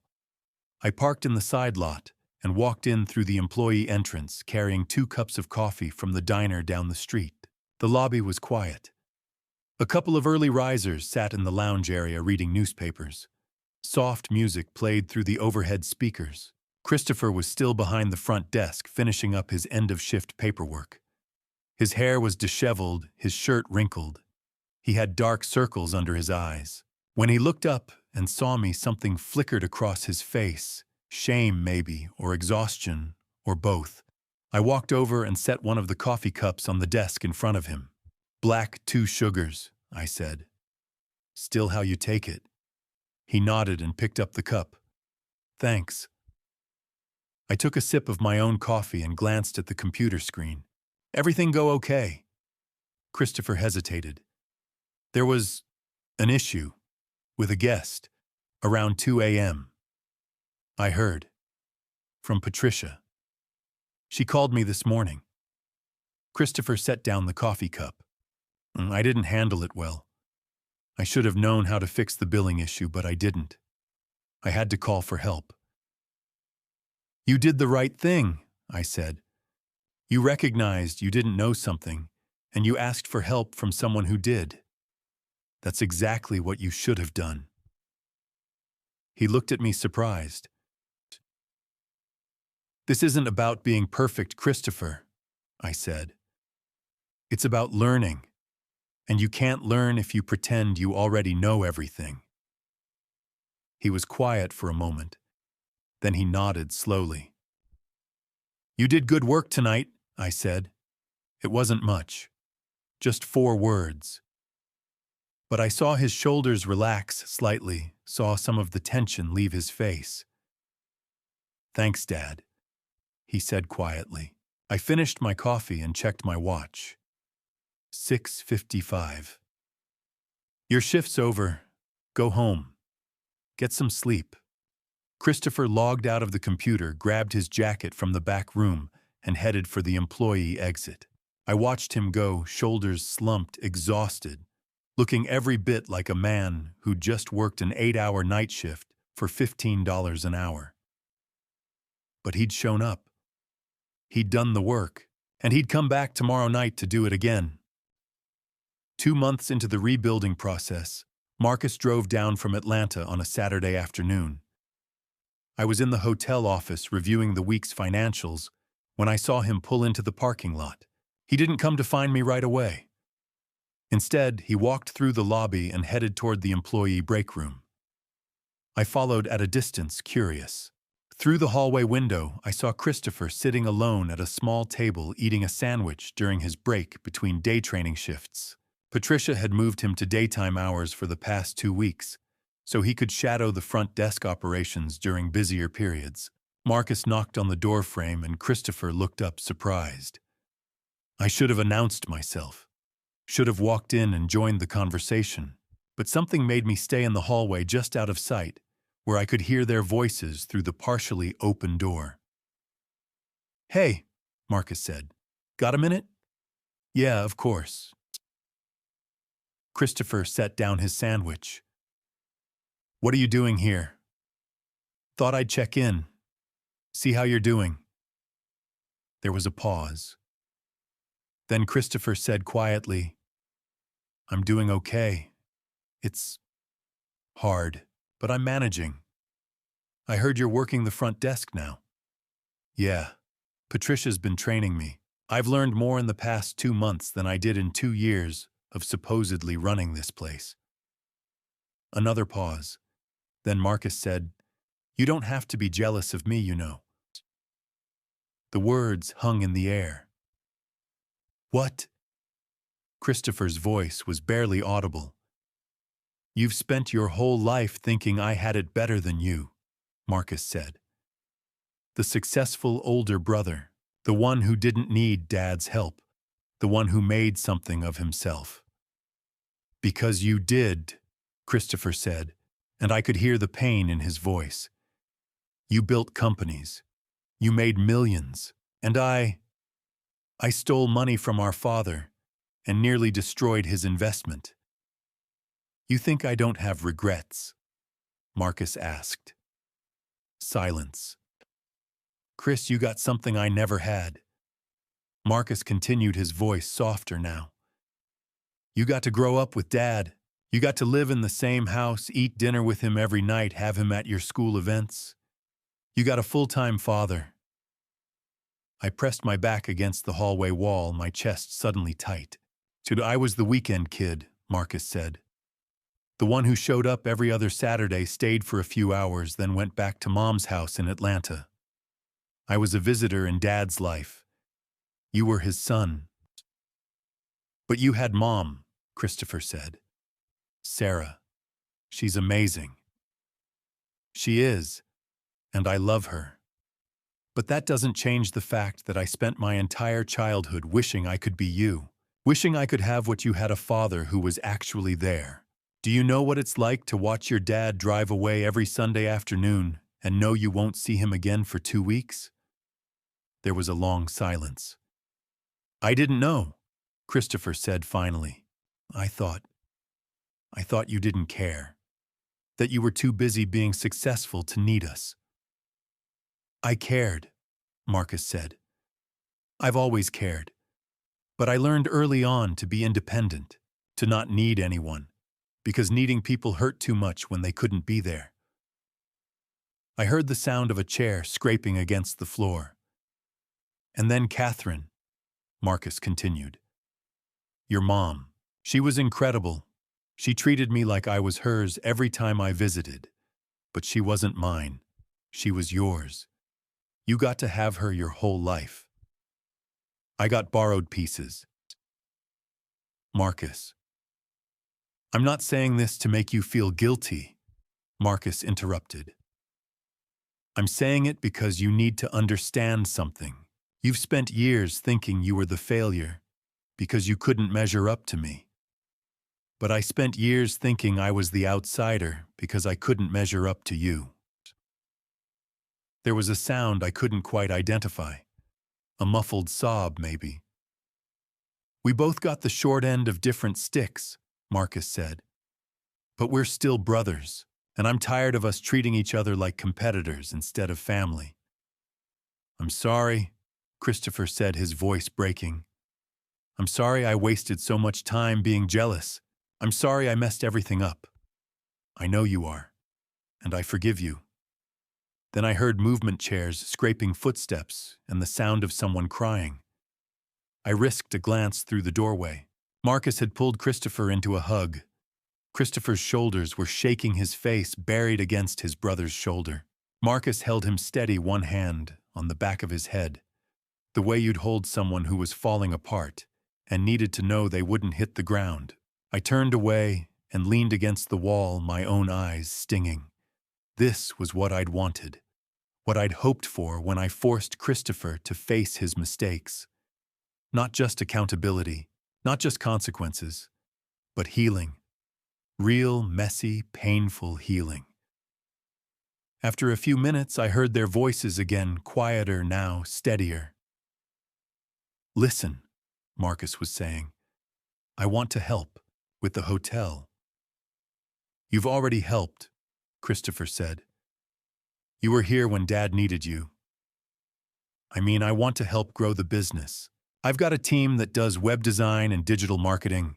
We can overhaul the hotel's online presence, new website, better booking system, social media strategy, all of it. Marcus, we can't afford. I'm not charging you. This is family. You can't just give away your company's services. I can do whatever I want. I own the company. And besides, this isn't charity. It's an investment. In you. In Dad. In us. There was a pause. Okay, Christopher said quietly. Thank you. Don't thank me yet. You're going to be the one implementing everything. I'll give you the tools, but you've got to do the work. I will. I promise. I waited another moment, then knocked on the doorframe and stepped into the break room. Both of them looked up. Their eyes were red, but they were smiling. Marcus, I said. I didn't know you were coming. Surprise visit, Marcus said, grinning. He glanced at Christopher. We were just catching up. I looked between them, my two sons so different, and yet so much alike, both of them trying in their own ways to find their place in this complicated family we'd built and broken, and were now trying to rebuild. Good, I said. That's good. Christopher stood up and grabbed his jacket. I should get back to the desk. My break's almost over. As he walked past me, he paused and put a hand on my shoulder. Just for a second, then he was gone. Marcus and I stood there in the small break room, surrounded by the faint smell of coffee and the hum of the refrigerator in the corner. "He's going to be okay," Marcus said. "I know," I said, "and so are you." I nodded, not trusting myself to speak. For the first time in months, maybe years, Forsyth Manor felt less like a business transaction and more like what it should have been all along. A family trying to find its way home. In the third month, I watched the first real results of Marcus's work come to life. The new website, ForsythManorSavannah.com, went live on a Tuesday morning in early March. Marcus's team had spent 6 weeks rebuilding it from scratch. The old site had been slow, cluttered, and difficult to navigate. The new one was clean, fast, and optimized for mobile devices. High-resolution photos showcased the courtyard, the rooms, the historic details that made Forsyth Manor special. But the real game-changer was the booking system. The old platform had been clunky, requiring guests to fill out forms and wait for email confirmations. The new system allowed instant reservations, real-time availability, and integrated payment processing. Within the first month, bookings jumped 40%. I watched the numbers come in with a mixture of relief and cautious optimism. 40% wasn't just a statistical improvement. It was the difference between barely surviving and actually having a chance. Patricia called me one afternoon in late March, excitement in her voice. "Brian, you need to see this. We're booked solid for the next 3 weekends, and we've got inquiries coming in for May and June." "From the new website?" I asked. "Almost entirely. People are finding us through search engines now, and the booking process is so smooth, they're converting at twice the rate we used to see." I thanked her and hung up, then sat at my desk, staring at the spreadsheet in front of me. For the first time since I'd taken over, the numbers didn't look like a slow-motion disaster. They looked like possibility. By the end of April, Christopher had been working the front desk for 4 months. 4 months of night shifts, early morning shifts, guest complaints, system glitches, and late arrivals. 4 months without a single major mistake. Patricia came to me on a Wednesday afternoon with a recommendation. "He's ready to move up," she said. "He knows the front desk inside and out. He's reliable, polite, and he doesn't complain. I think it's time to promote him to guest services coordinator." "What would that entail?" I asked. "Day shift. More guest interaction, helping with tour bookings, restaurant recommendations, handling special requests. It's a step up in responsibility, but I think he can handle it. And it comes with a raise, $18 an hour." I thought about it for a moment. Then I nodded. "Set it up. But I want to be the one to tell him." That Friday, I found Christopher finishing his shift at 7 in the morning. He looked tired but steady no longer. The exhausted, broken man who'd started 2 months ago, but someone who was learning to carry the weight. "Christopher," I said, "come to my office for a minute." He followed me, quiet and wary. I gestured to a chair. He sat. "Patricia tells me you've been doing good work," I said. He didn't respond, just waited. "She recommended promoting you to guest services coordinator. Day shift, more responsibility, $18 an hour." Christopher's eyes widened slightly. "Really? Really? You've earned it." He looked down at his hands, and I saw his throat work as he swallowed hard. "Thank you, Dad." "Don't thank me. Thank yourself. You showed up. You did the work. That's all you." He nodded, not trusting himself to speak. "You start Monday," I said. "Patricia will train you." Over the next month, I watched Christopher settle into his new role. He worked closely with Diane Foster, our head of housekeeping, a 52-year-old woman who'd been in the hospitality industry for 30 years and didn't suffer fools. Diane was exactly what Christopher needed. She was blunt, demanding, and utterly unimpressed by the fact that he was the owner's son. If he screwed up, she told him. If he did well, she acknowledged it.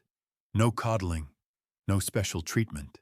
I watched them one afternoon as they walked through the second-floor hallway, Diane pointing out details. Christopher had missed a scuff mark on the baseboard, a light bulb that needed replacing, a towel rack that was slightly loose. Guest services isn't just about smiling and handing out brochures, Diane was saying. It's about noticing what's wrong before the guest does. It's about caring enough to fix the small things because the small things add up. Christopher took notes on his phone, nodding. You see this? Diane gestured to a doorframe. Paint's chipped here. That means we need to schedule a touch-up. You see that window? She pointed down the hall. Streaky. Housekeeping missed it. You need to catch that and let me know. Yes, ma'am, Christopher said. I turned and walked back to my office, smiling. Meanwhile, Marcus's marketing efforts were paying off in ways I hadn't anticipated. The hotel's social media presence, which had been nearly non-existent before, was now thriving. Marcus's team posted daily photos of the courtyard at sunrise, guest testimonials, behind-the-scenes glimpses of the staff at work. They ran targeted ads on social platforms, focusing on couples looking for romantic getaways and travelers seeking authentic Southern experiences. By the end of May, our follower count had grown from 800 to 12,000, and those followers were converting into bookings. Marcus was spending roughly $5,000 a month on the marketing campaign ads, photography, content creation. It sounded like a lot, but the return was undeniable. For every dollar we spent, we were seeing $3 in increased revenue. By June, our monthly revenue hit $68,000. That was up from $42,000 just 3 months earlier. We were still operating at a loss when I factored in my debt restructuring and the money I was pouring into repairs and upgrades, but the trajectory was right. For the first time, I could see a path to profitability. And then at the end of June, we got our first wedding inquiry. A couple from Charleston reached out through the website asking about hosting a small ceremony in the courtyard. 50 guests, dinner reception, overnight accommodations for the wedding party. Patricia worked with them on the details, and by the time the contract was signed, we were looking at $12,000 in revenue for a single weekend. I sat in my office that evening staring at the signed contract and felt something I hadn't felt in months. Hope. Real, tangible hope. I pulled up the financial report for June and went through the numbers one more time. Occupancy rate 78%. Average daily rate up 12%. Guest satisfaction scores climbing steadily. Social media engagement strong. Revenue $68,000 for the month. And Christopher, my son, who 2 months ago had been stealing from me and hiding from loan sharks, was now working the day shift. Learning from Diane, interacting with guests, and slowly, carefully, rebuilding himself. I leaned back in my chair and closed my eyes. The hotel was coming back to life. Room by room, guest by guest, dollar by dollar. And so was my son. In the 8th month, I called a staff meeting. 25 people gathered in the conference room, front desk, housekeeping, maintenance, kitchen. Patricia stood in the back. Christopher stood at the front, hands clasped, shoulders tense. I gave him the floor. I owe all of you an apology, he said, his voice steady despite the tremor in his hands. Mama, when this hotel opened, I was supposed to be running it, but I wasn't.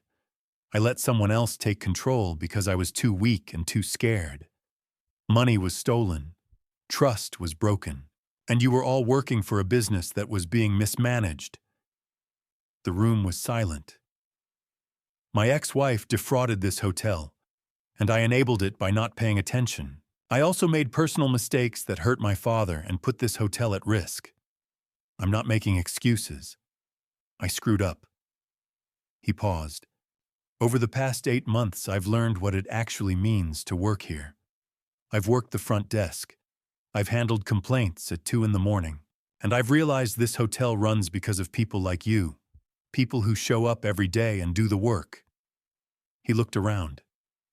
So thank you. And I'm going to keep working to earn your trust. Diane Foster started clapping. Then Patricia. Then the whole room. Christopher's eyes went glassy, but he held it together. He nodded and stepped back. In September, I brought Jordan Hayes on board. He was 38, an interior designer from Charleston. I needed someone to coordinate weddings and events. I've never done wedding planning, he admitted. You know design and hospitality, I said. That's enough. By month's end, Jordan had transformed the courtyard string lights, updated furniture vendor partnerships with florists and caterers. Between August and December, we hosted 6 weddings, revenue $84,000. Our social media hit 15,000 followers. Occupancy climbed to 82%. Monthly revenue reached $78,000. The hotel was thriving. In mid-December, I met with Patricia and Marcus. I want to promote Christopher to assistant manager, I said. Patricia nodded. He's ready. The staff respects him, not because he's your son, but because he earned it. Marcus agreed. Do it. On a Friday afternoon, I called Christopher into my office. He sat down wary. I slid an envelope across the desk. Open it. Inside was a promotion letter, assistant manager. $45,000 per year. Effective January 1st. Christopher read it twice. His eyes widened. Dad, His voice broke. And then, for the second time since this began, he cried. Not the desperate sobs from 8 months ago. These were quieter. The tears of someone who'd been carrying weight for so long, they'd forgotten what it felt like to set it down. You earned this, I said quietly. I won't let you down, he said, voice thick. I swear. I know you won't. He wiped his eyes. Thank you for not giving up on me. I'm your father. Giving up was never an option. On Christmas Eve, Marcus and Christopher came to my house in Pooler. Just the 3 of us. No big gathering. 3 men around the fireplace drinking coffee. Marcus talked about his latest venture. Christopher talked about a difficult guest about Jordan's Valentine's Day wedding plans. I sat watching my 2 sons, so different, so flawed, so deeply loved, and felt something settle in my chest. Catherine had once told me that consequences weren't punishment. They were teaching tools. Love without accountability isn't love, she'd said. It's enabling, but accountability without love is just cruelty. You need both. I'd needed both with Christopher. The hard consequences, the refusal to look away, but also the patience, the second chances, the belief he could be better. And he was better. Not perfect, not fixed, but better. Dad. Christopher's voice pulled me back. Yeah, thank you for everything. I looked at him, 32 years old, sitting by my fireplace, finally growing into the man I'd hoped he could be. You're welcome, son. Marcus raised his coffee mug. To second chances. Christopher raised his.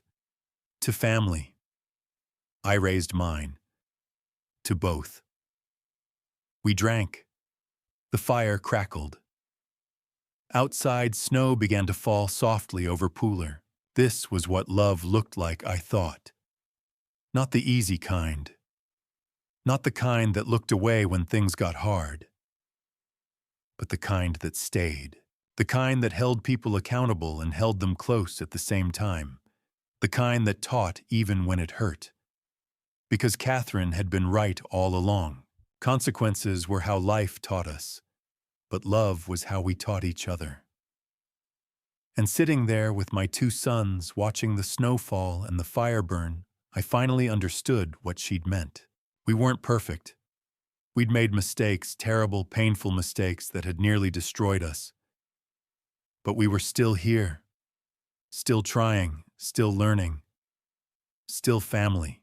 In March of 2023, I called a meeting with the core team. I was 71 now, feeling the years more than I wanted to admit. My back ached after long days at the hotel. My eyes tired faster when I reviewed spreadsheets. But the business was strong, stronger than it had been in years, and it was time to acknowledge that. Patricia, Christopher, Marcus, and Jordan gathered in the hotel office. I sat at the head of the small conference table and looked at the people who'd helped rebuild what had almost been lost. I want to make a change, I said. Christopher, you've been assistant manager for over a year. You've proven yourself. Patricia, you've been carrying the load of running this place since day one, and you've done it brilliantly. Patricia nodded, but I saw the fatigue in her eyes. So here's what I'm proposing, I continued. Christopher, I'm promoting you to co-manager. You and Patricia will share operational authority. Same level, same decision-making power. Salary increases to $55,000 a year. Christopher looked stunned. Dad, You've earned it, I said. Patricia. She smiled. I think it's the right move. He's ready. Marcus clapped Christopher on the shoulder. Congratulations, little brother. Jordan raised his coffee mug. About time. Christopher looked at me, his eyes bright. Thank you. I won't let you down. I know you won't. 2 months later, Forsyth Manor got a feature in Southern Living magazine. The article was 4 pages long with glossy photos of the courtyard, the guest rooms, the historic facade.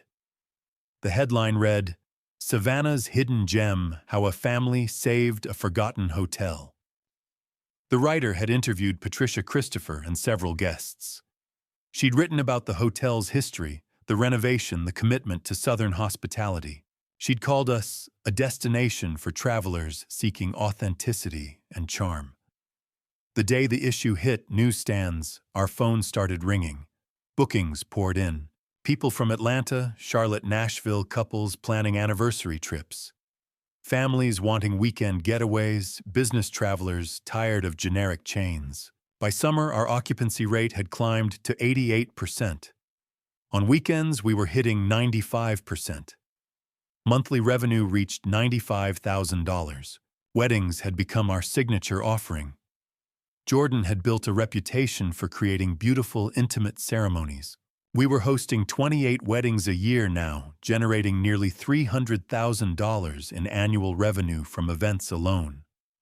Our social media following had grown to 18,000. We weren't just a hotel anymore. We were a brand, a story people wanted to be part of. And through it all, I watched Christopher grow into the role he'd once pretended to have. He managed staff schedules. He negotiated with vendors. He handled guest complaints with patience and professionalism. He worked alongside Patricia, learning from her, deferring to her experience, but also bringing his own ideas. But I also noticed something else. Patricia was tired. She was 49 now, and she'd been working in hospitality for nearly 30 years. I'd see her in the office late at night reviewing reports, and there'd be a heaviness to her movements that hadn't been there before. One afternoon, I found her sitting alone in the break room, staring out the window. "You okay?" I asked. She looked up and smiled, but it didn't quite reach her eyes. "Just thinking. About," she hesitated. "My husband wants to travel. The kids are grown, and I'm tired, Brian. Not of this place. Just tired of working 12-hour days. Are you thinking about retiring?" "Maybe, not yet, but someday soon." I nodded. "When you're ready, we'll figure it out." She reached over and squeezed my hand. "Thank you. For everything." I didn't push, but I started preparing for the possibility that Patricia wouldn't be here forever. Over the next year, I began pulling back. I'd spent 3 years working 6 or 7 days a week, overseeing every detail, rebuilding what had been broken. But now the hotel was running smoothly. Christopher and Patricia had it under control. So I started coming in only 2 or 3 days a week. I reviewed financials remotely. I trusted the team to handle day-to-day operations. It felt strange at first letting go, stepping back, but it also felt right. This was their hotel now, not mine. On Christmas evening of the 4th year, late 2023, Marcus, Christopher, and I sat in my living room in Pooler just like we'd done the year before. But this time the conversation was different. Christopher waited until Marcus had left to drive back to Atlanta. Then he turned to me, his expression serious. "Dad, I need to ask you something." "Go ahead." He took a breath, his hands clasped together. "I want to buy back some of my stake in the hotel," he said quietly. "Not as a gift, not because you're helping me, but with money I've earned myself." I set down my coffee and looked at him. "I've been saving for 3 years," Christopher continued. "I've been tracking the hotel's value, and I've been thinking about what it means to really own something, not just have your name on paper, but to have earned it." His voice was steady, but I could see the emotion underneath. "I don't expect you to just hand it to me," he said. "I want to pay for it. Installments, fair terms, whatever makes sense. But I want to be a real partner in this business. Not your son who screwed up and got a second chance. A real partner." He looked at me directly. "So I'm asking, will you let me buy back part of my stake with money I made myself?" The 5th year, Patricia's retirement and Christopher's promotion. On a cold Tuesday morning in February 2024, Patricia Reynolds walked into my office at Forsyth Manor and said the words I'd been expecting for months. "Brian, it's time for me to go." She was 50 years old, the same age Catherine had been when we first met at a faculty dinner in 1982. Patricia had given 5 years to this hotel. 3 of them under my direct supervision, 2 more as co-manager alongside Christopher. Her mother in Charleston was 83 and needed full-time care. Her own husband had retired from the port of Savannah 6 months earlier. It was time. "I understand," I said. "And I'm grateful." "You should promote Chris," she said, sitting across from me with a cup of coffee. "He's ready." I nodded. I'd been thinking the same thing for weeks. The meeting took place the following Monday. Marcus drove down from Atlanta. Christopher arrived early wearing a navy suit I'd bought him for his 36th birthday. Patricia sat to my right. I began with the facts. Patricia was retiring effective March 1st. The hotel needed a general manager. I was recommending Christopher Michael Carter for the position with an annual salary of $65,000. Christopher stared at me. "Dad, You've earned it," Patricia interrupted. "You're not the same person who stood in this office 4 years ago." Marcus nodded. "I second that." Christopher took a breath. "I won't let you down." "I know," I said. He signed the employment contract that afternoon. But there was more. 2 weeks later, on a Sunday evening, I invited Marcus, Christopher, and Patricia to dinner at my home in Pooler. Howard Mills joined us as legal counsel. Over roast chicken and mashed potatoes, I laid out the new ownership structure. "Here's what I'm proposing," I said, unfolding a typed document. "Ownership of Forsyth Manor Hotel, LLC, effective March 1st, 2024. I will retain 60% with voting control. Christopher will hold 25%, consisting of 10% gifted and 15% purchased. Marcus will hold 10%, reflecting his $100,000 investment in 2021. Patricia will receive 5% in recognition of 5 years of service with no payment required. Christopher looked up. "Dad, I can't afford—" "Let me finish," I said. The fair market value of 15% is approximately $270,000. You'll pay me $1,500 per month for 15 years. No interest. The payments start April 1st. Marcus leaned forward. "That's more than fair, Chris." "There are conditions," I added. "You stay clean. You keep going to Gamblers Anonymous. You run this hotel the right way. If you relapse or if you walk away, the shares revert to me." Christopher's eyes filled, but he didn't look away. "I accept." Howard slid the shareholder agreement across the table. Christopher read it carefully, asked 2 questions, then signed. Marcus signed as a witness. Patricia signed her own acceptance letter with a smile. When it was done, I raised my glass. "To the 5th year." "To the 5th year," they echoed. The numbers told the story. By the end of February 2024, Forsyth Manor was generating $102,000 per month in revenue. Occupancy had stabilized at 88% year-round, rising to 95% on weekends. We were ranked number 2 among boutique hotels in Savannah on TripAdvisor, just behind a property that had been operating since 1868. We hosted 32 weddings that year, bringing in roughly $400,000. Jordan Hayes had built a vendor network that included florists, caterers, photographers, and a bakery on Broughton Street that made the best wedding cakes in Georgia. Our staff had grown to 28 full-time employees. Diane Foster was still head of housekeeping. Marcus continued to manage our digital marketing remotely, and our social media following had reached 20,000. Christopher ran the daily operations. I reviewed the financials once a month, mostly from home. In late February, I officially retired. I kept my 60% stake, but I stopped coming to the hotel except for monthly check-ins. Christopher sent me weekly email reports. Marcus called every Sunday. Patricia dropped by occasionally to say hello and offer advice. For the first time in 4 years, I felt like I could breathe. One afternoon in late February, my phone rang. "Dad." It was Christopher. "What's wrong?"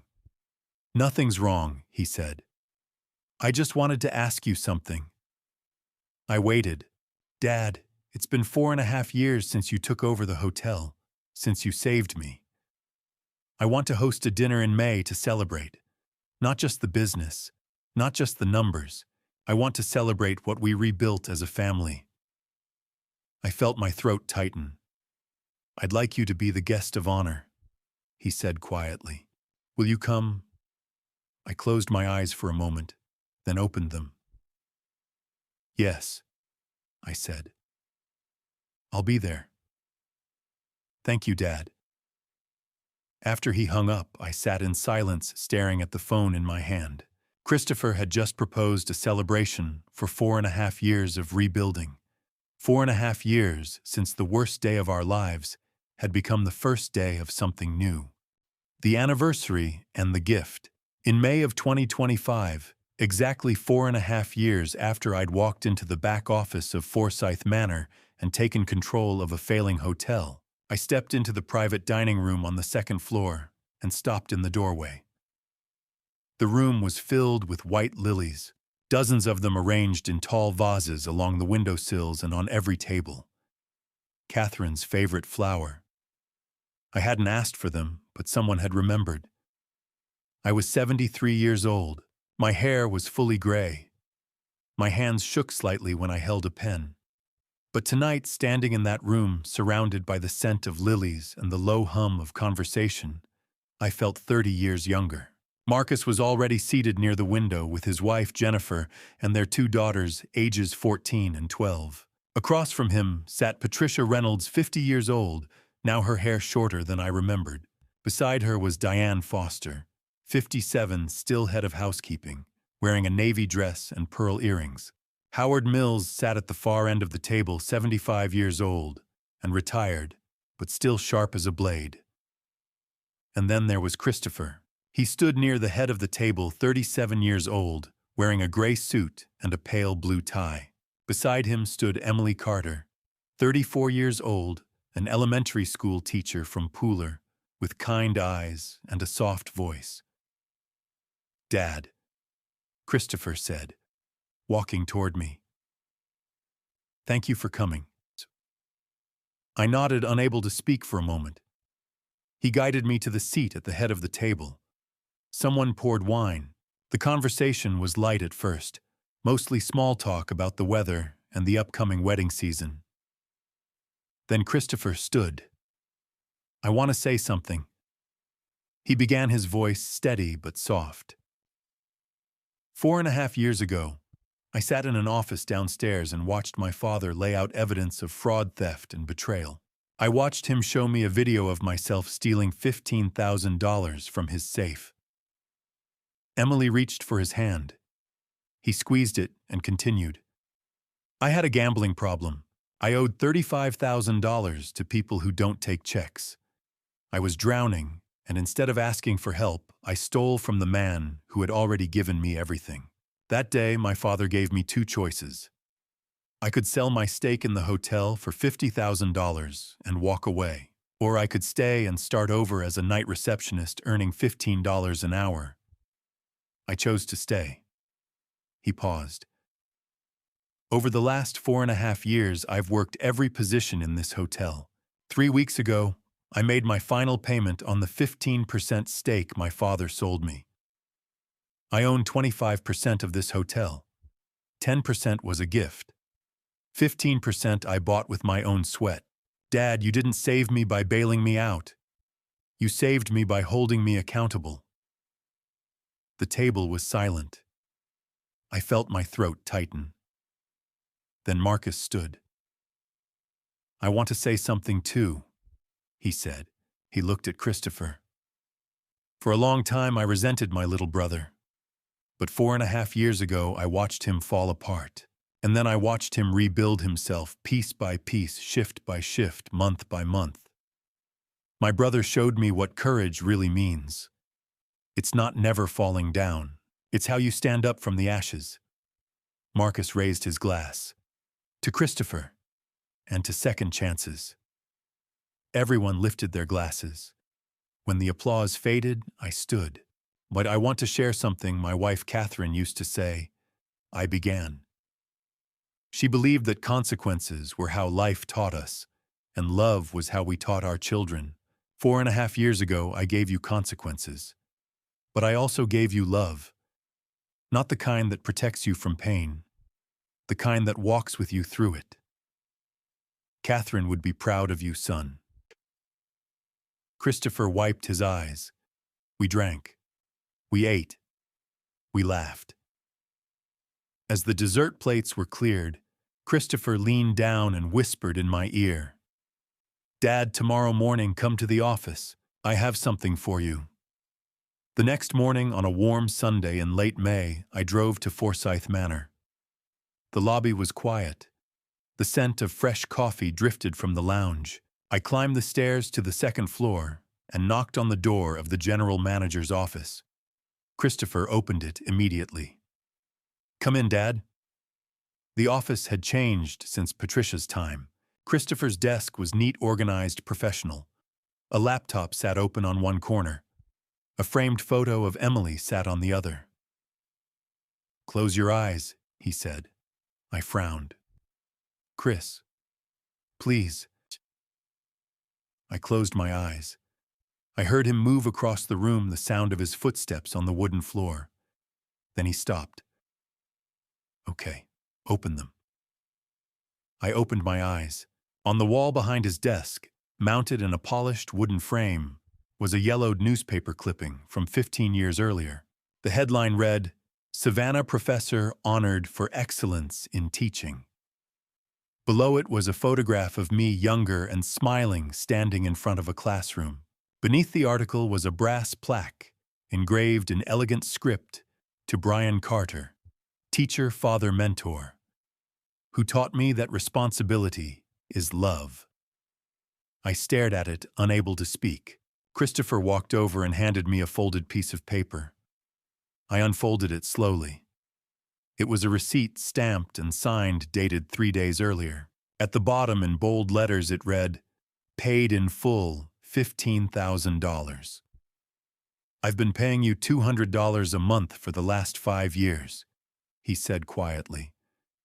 "It's done, Dad. I've paid back every dollar I stole from you." I looked at him. His eyes were wet, but his voice was steady. "I know it doesn't erase what I did," he said, "but I wanted you to know that I finished it." I folded the receipt and slipped it into my pocket. Then I pulled him into a hug. We stood there for a long moment, father and son in the quiet office overlooking Bull Street. We sat down with coffee.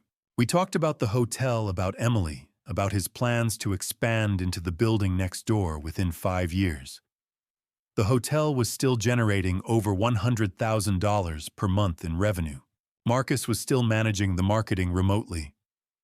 Christopher was paying me $1,500 per month for his stake, and he had never missed a payment. That evening, I sat at my desk at home in Pooler and opened my laptop. I wrote a single post on my personal blog. When you invest in your children, remember this: emotion is the foundation, but a contract is respect. A contract does not diminish love. It protects love from human error. Later, I walked out into the backyard and sat beneath the maple tree Catherine and I had planted in 1995. The sun was setting. The air was warm. I closed my eyes and whispered to her, "You were right, Catherine. Consequences taught him how to stand, and our love kept him in the family." I opened my eyes and looked up at the branches above me at the golden light filtering through the leaves. 3 lessons remained. The lessons I would carry for the rest of my life. Emotion is information. A contract is respect. Responsibility is love. As I sit here today, reflecting on this family story that nearly destroyed us, I realize how close I came to losing my son forever. Not to distance or anger, but to something worse, to enabling his self-destruction in the name of love. If you're a parent reading this, please don't do what I did in the beginning. Don't hand over $500,000 without a contract. Don't confuse unconditional love with unconditional trust in financial matters. I taught business ethics for 34 years. Yet when it came to my own child, I let my heart overrule my head. This family story taught me 3 hard lessons. First, emotion is information, not a decision-making tool. Second, a contract isn't a lack of trust. It's a framework for accountability. Third, real love sometimes looks like dad revenge. Not vengeance, but righteous anger that refuses to enable destruction. When I confronted Christopher with that evidence, some called it cold. Some said it was dad revenge, but it wasn't revenge. It was rescue. I gave him consequences because I loved him too much to watch him drown. God gives us free will, but He also gives us accountability. Throughout this family story, I kept thinking of the parable of the prodigal son. Except in my version, the father didn't just welcome the son home. He made him work in the fields first, earning back his place through sweat and discipline. That's not cruelty. That's dad revenge done right, holding someone accountable because you love them enough to believe they can change. My advice: love your children fiercely, but love them with boundaries. Trust them with your heart, but protect them with contracts. Catherine was right all along. Consequences are how life teaches us, and love is how we help them survive the lesson. Thank you for walking with me through every twist and turn of this journey. I'd love to hear your perspective. Drop a comment below and tell me, what would you have done if you were in my shoes when you discovered the fraud? Would you have confronted Christopher immediately or taken a different path? Your insights matter to me, and I read every single one. If this story resonated with you, whether it stirred anger, hope, or reflection, I invite you to subscribe so you won't miss the next chapter. I share real stories about family failure and redemption, and I'd be honored to have you along for the ride. A quick transparency note: while this narrative draws inspiration from real-life family business conflicts and psychological dynamics, certain elements have been dramatized for storytelling impact and emotional clarity. If this style doesn't align with your preferences, feel free to explore my other content. There's something for everyone.